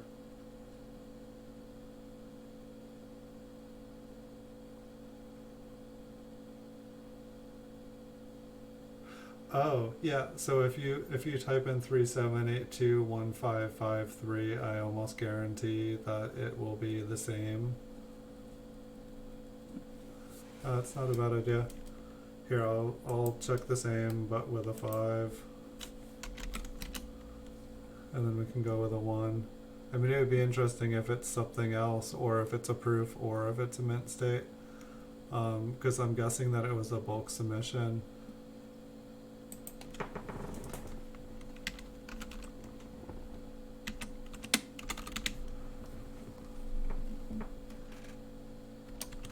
We'll do a 1.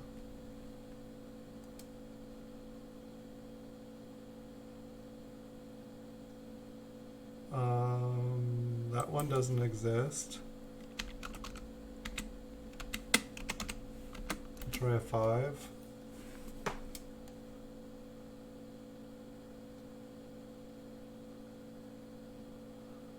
Alright, a 5 comes up as a 69. Did the 3 come up? Okay, so a 19. So the 5, a 5 on the end comes up as well. So that proves it right there. These are the 4 coins graded. So 67 is top pop. I mean, here, I'll just try for the heck of it. 3, 7, 8, 2, 1. Because if there's 5 of them, then we got something fishy. Because then, like, PCGS numbers aren't matching what they advertise as. Oh, really? Guess what? 3, 7, 8, 2, 1. Oh wait, never mind. I did 5, 3, 3, 3. I meant to do. Sorry, I did the one that you just did. I'll put a 6 on it. I was gonna say conspiracy. Okay, that one's not found. Okay, yeah. So, this batch of 4 are either the only legit mint state 68 coins, or there are none.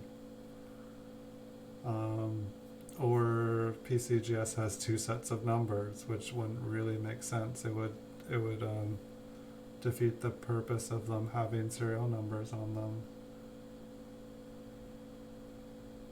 I mean, like, or here, like you were asking about when they could have been graded. You know, like, so this is these are not that old. What I can't even remember what it's called. The code.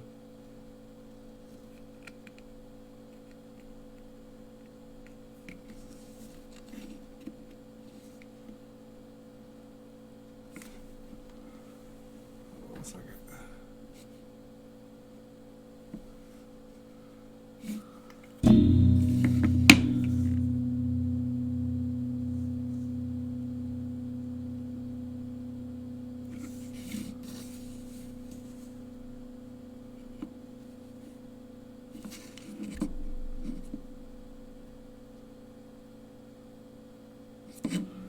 I'm just like comparing the hologram. Wait, what is this thingy? Is this one of those radio transmitter ones? This isn't one of those coins that has a chip in it, is it? Like, does the new shield... do these ones, the new shield ones, I think I read about it, like, do these have like a location chip in them?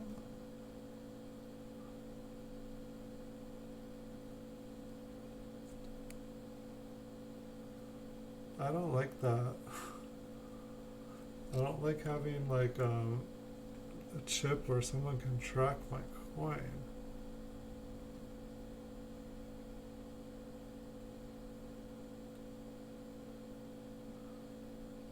Well, is what it is, right?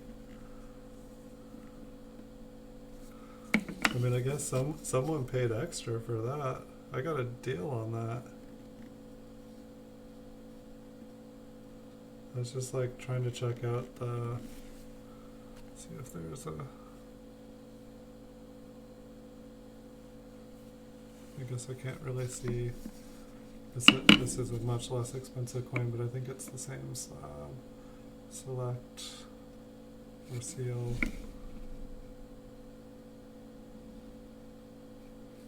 I'll check out this one. Okay, this one's the same.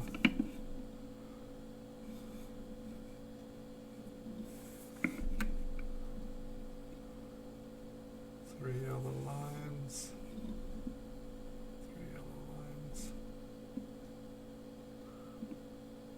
Black, white. I know this, like whatchamacallit, the hologram is crooked on that one. Oh no, it's crooked on this one too. It's good. I was just like looking for random things. Craziness. Well,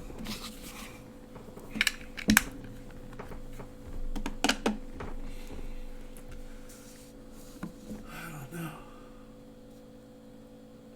I mean, like, I've like had like tons of proof, or I'm sorry, I've had tons of mint state 68 coins, and they're pretty. I enjoy. I don't think I've ever had a mint state 68 coin from the 60s.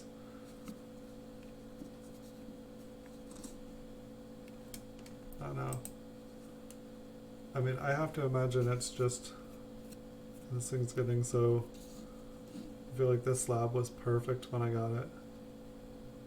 Have I actually like scratched one of my slabs up? I feel like it's just my finger. I don't know. It's craziness.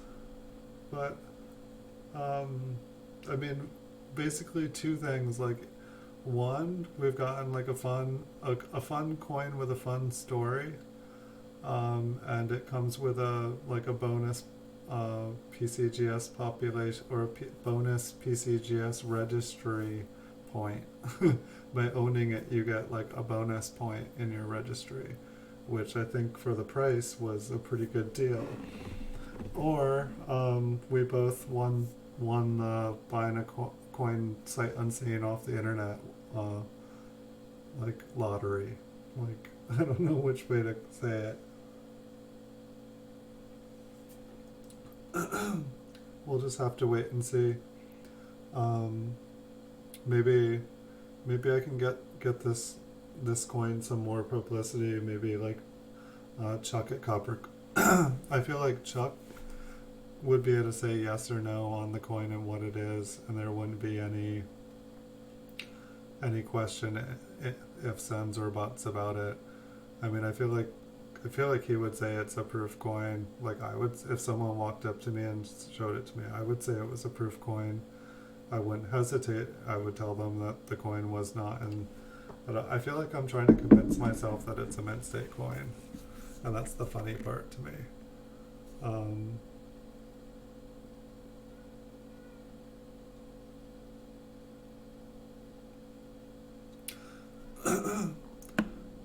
Well, what happens if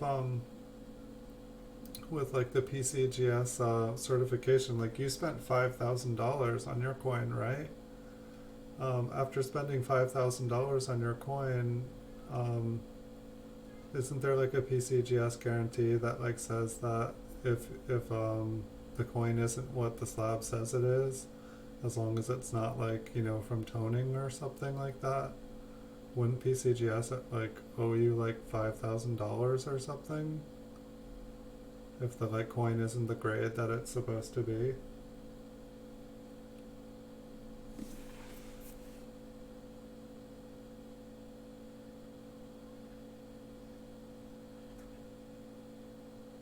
I don't see any. It's not like they got the mint mark wrong.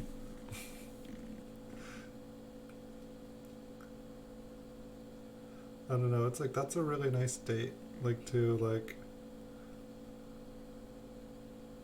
look at those. Look at the numbers. Like they're so crisp. I mean, I think it's proof. I think we have solved this mystery. I think we did terrific detective work here, and I think that they are. I think that both coins are proof, and I think that we prove that they're brother and sister that we've never seen but have consecutive cert numbers. That those are proof as well.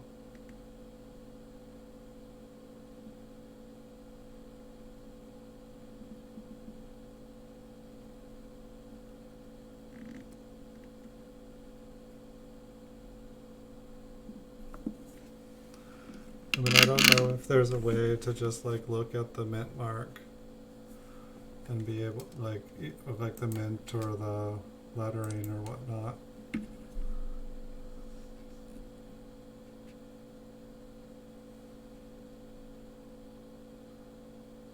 Like I mean, like all the coins I've looked at, like up close for RPMs, like those look perfect.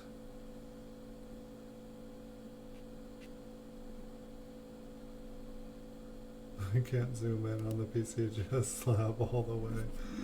Maybe if it's like flat against it. It'll like scratch the slab.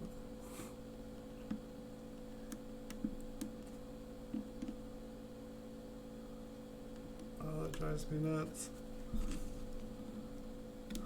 I can't do the full zoom in because of the PCGS plastic. It's like just like so close.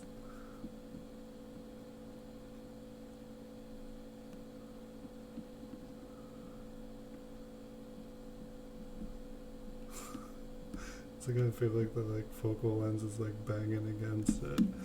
It's hilarious. Okay, that's not gonna work.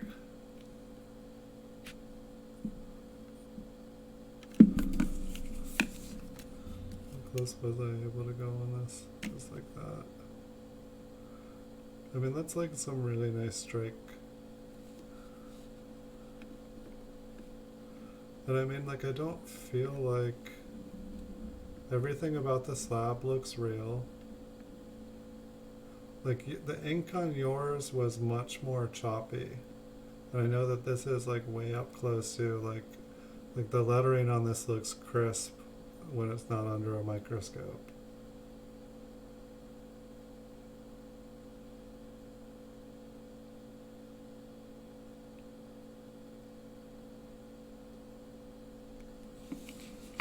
There's no way that 4 consecutive coins would all get top pop if they were true business strikes. Yeah, I think the whole thing was just a mistake.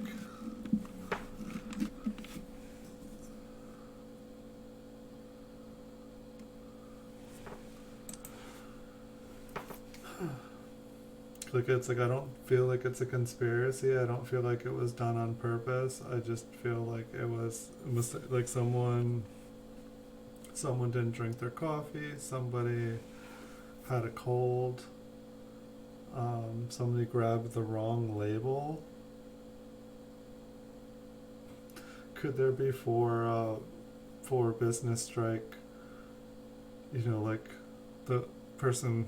Both people went to the printer at the same time. One person was grading proofs and one was grading business strikes. And the one person grabbed the wrong labels from the printer and put the business strike ones inside the proof, and the proof ones went inside the business strike ones.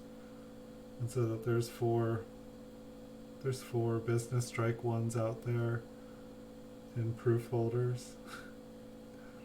I think someone would notice that. I definitely noticed that. I mean, it's like, I have to imagine that the person I bought it from noticed it. Like, not only did they send me one, but they sent me a second one. I mean, the only other thought in my head is that there could be like, you know, that these could all be fake, and that there's just cases of them and cases of them, you know, like, and they have the serial number, but the fact that the serial numbers are free, like if someone made up cases of fake ones of these, the cert numbers are free.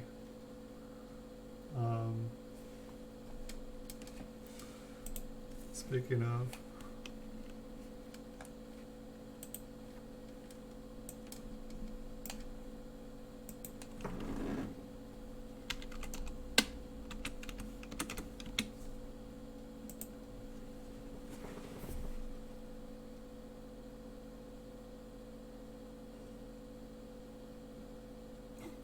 I was just thinking that, yeah, maybe while I'm showing this one, I should put it into my set. Okay, it's in my set. You let me know when you're ready for me to release yours, and I will release yours, but since we're making these videos and talking about them, but yeah, no, if there was 100 of these all out there with the same cert numbers, they somebody would have claimed them. Well, how do we know that the 1969S is, how do we know that there's even an MS67? maybe we should, alright, so yeah, MS67.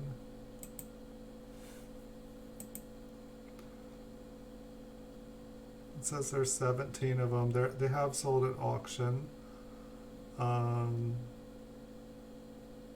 2 sold last year. They've had a downward trend. That's good for us. Yeah, so so 68 there's 4, and then at 67 there's 17. In 2016 they were going for 329, 365, but then in 2017 they were going for 400, so they went up. And then in 2000 midsummer, the first sell coins in the summer at auction. I guess that would be shows. That's where people go for them. But they went for 240 and 264. Like if you were able to pick them up for like 260, 240, 260, like it would, be like the kind of the dealer margin good price. Yeah, no, that's what I'm saying. So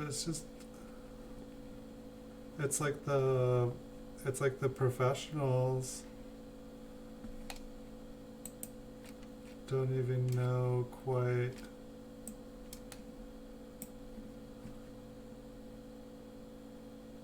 They're believing that they exist too.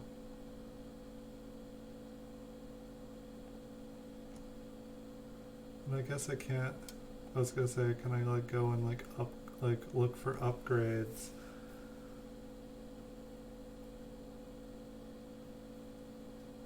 That's my belief, is that they're driving the fact that they exist, and that's the thing too, is these are like brand new looking slabs. Like these aren't old slabs. And so yeah, the fact that, I feel like these are like within a year or two old. Like they have like they look brand new. They have like the little QV. I don't know. I don't have like a guide to tell me how old the slab. I would say the slab is less than 2 years old.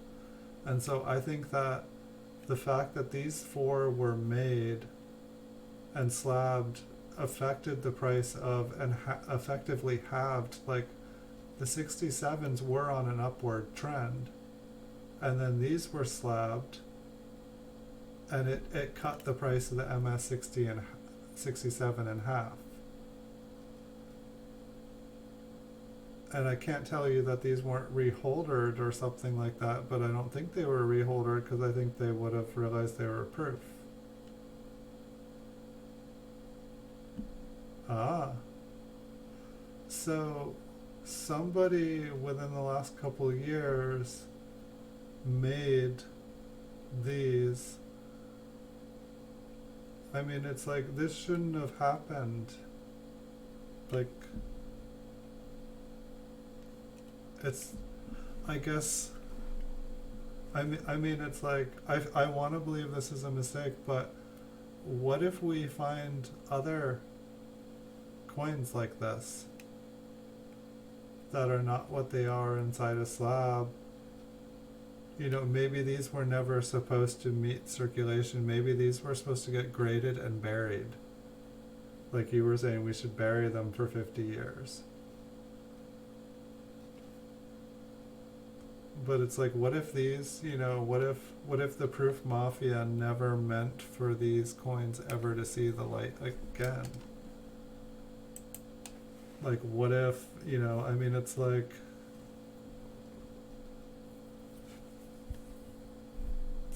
this is a new, by this existing, but is it, it's like on one scale. If somebody, let's say someone intentionally, like, I'll just play conspiracy theory. Let's say there was a grader and they intentionally created these 4 knowing that they weren't real. And then they created it and then knew that the other people with 67s would drop, would sell off their 67s. Like, how much money? So if they have the price and there's 17 of them there, let's say each of them lost, let's just say each of them lost, or let's go back to the price. So they lost $150 basically, but only really kind of 100. So it's like for $1,700, would someone create 4 coins to disrupt a coin market for $1,700? Let's call it $2,000 because I rounded down. It just doesn't quite seem. It just doesn't quite seem.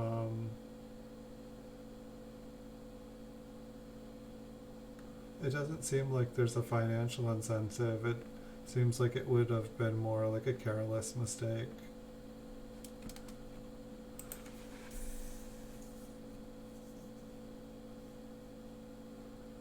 I mean, that's the only. I mean, I don't see. Like, it's like there would be easier ways to. If someone was trying to make $2,000, they could just work in it. They could, like, the graders, I think, get paid pretty good. They could probably just work an extra couple days and make that amount of money. I don't know. But I feel like we've at least found out that there are no MS68 red coins. There are none, so I feel like, well, I mean, I guess the only, if these are MS68 reds and I'm just an idiot here and I'm just, then, like, if these are MS68 red coins, then they exist, but they look like proof coins to me, and otherwise I feel like we've proven, because all 4 of them are consecutive numbers, that the MS67 is the highest. And for all I know, some of the MS67s also, I mean, maybe we can see if we can find an MS67, find out if it's proof, but I guess it would be harder to see a picture of it in the slab, and it sounded like there weren't any. I guess we could look at, no, because we'd be looking for MS67 with proofs in them, and there weren't any ones listed as that. Oh well. I think we found a lot. We've played fun detective here.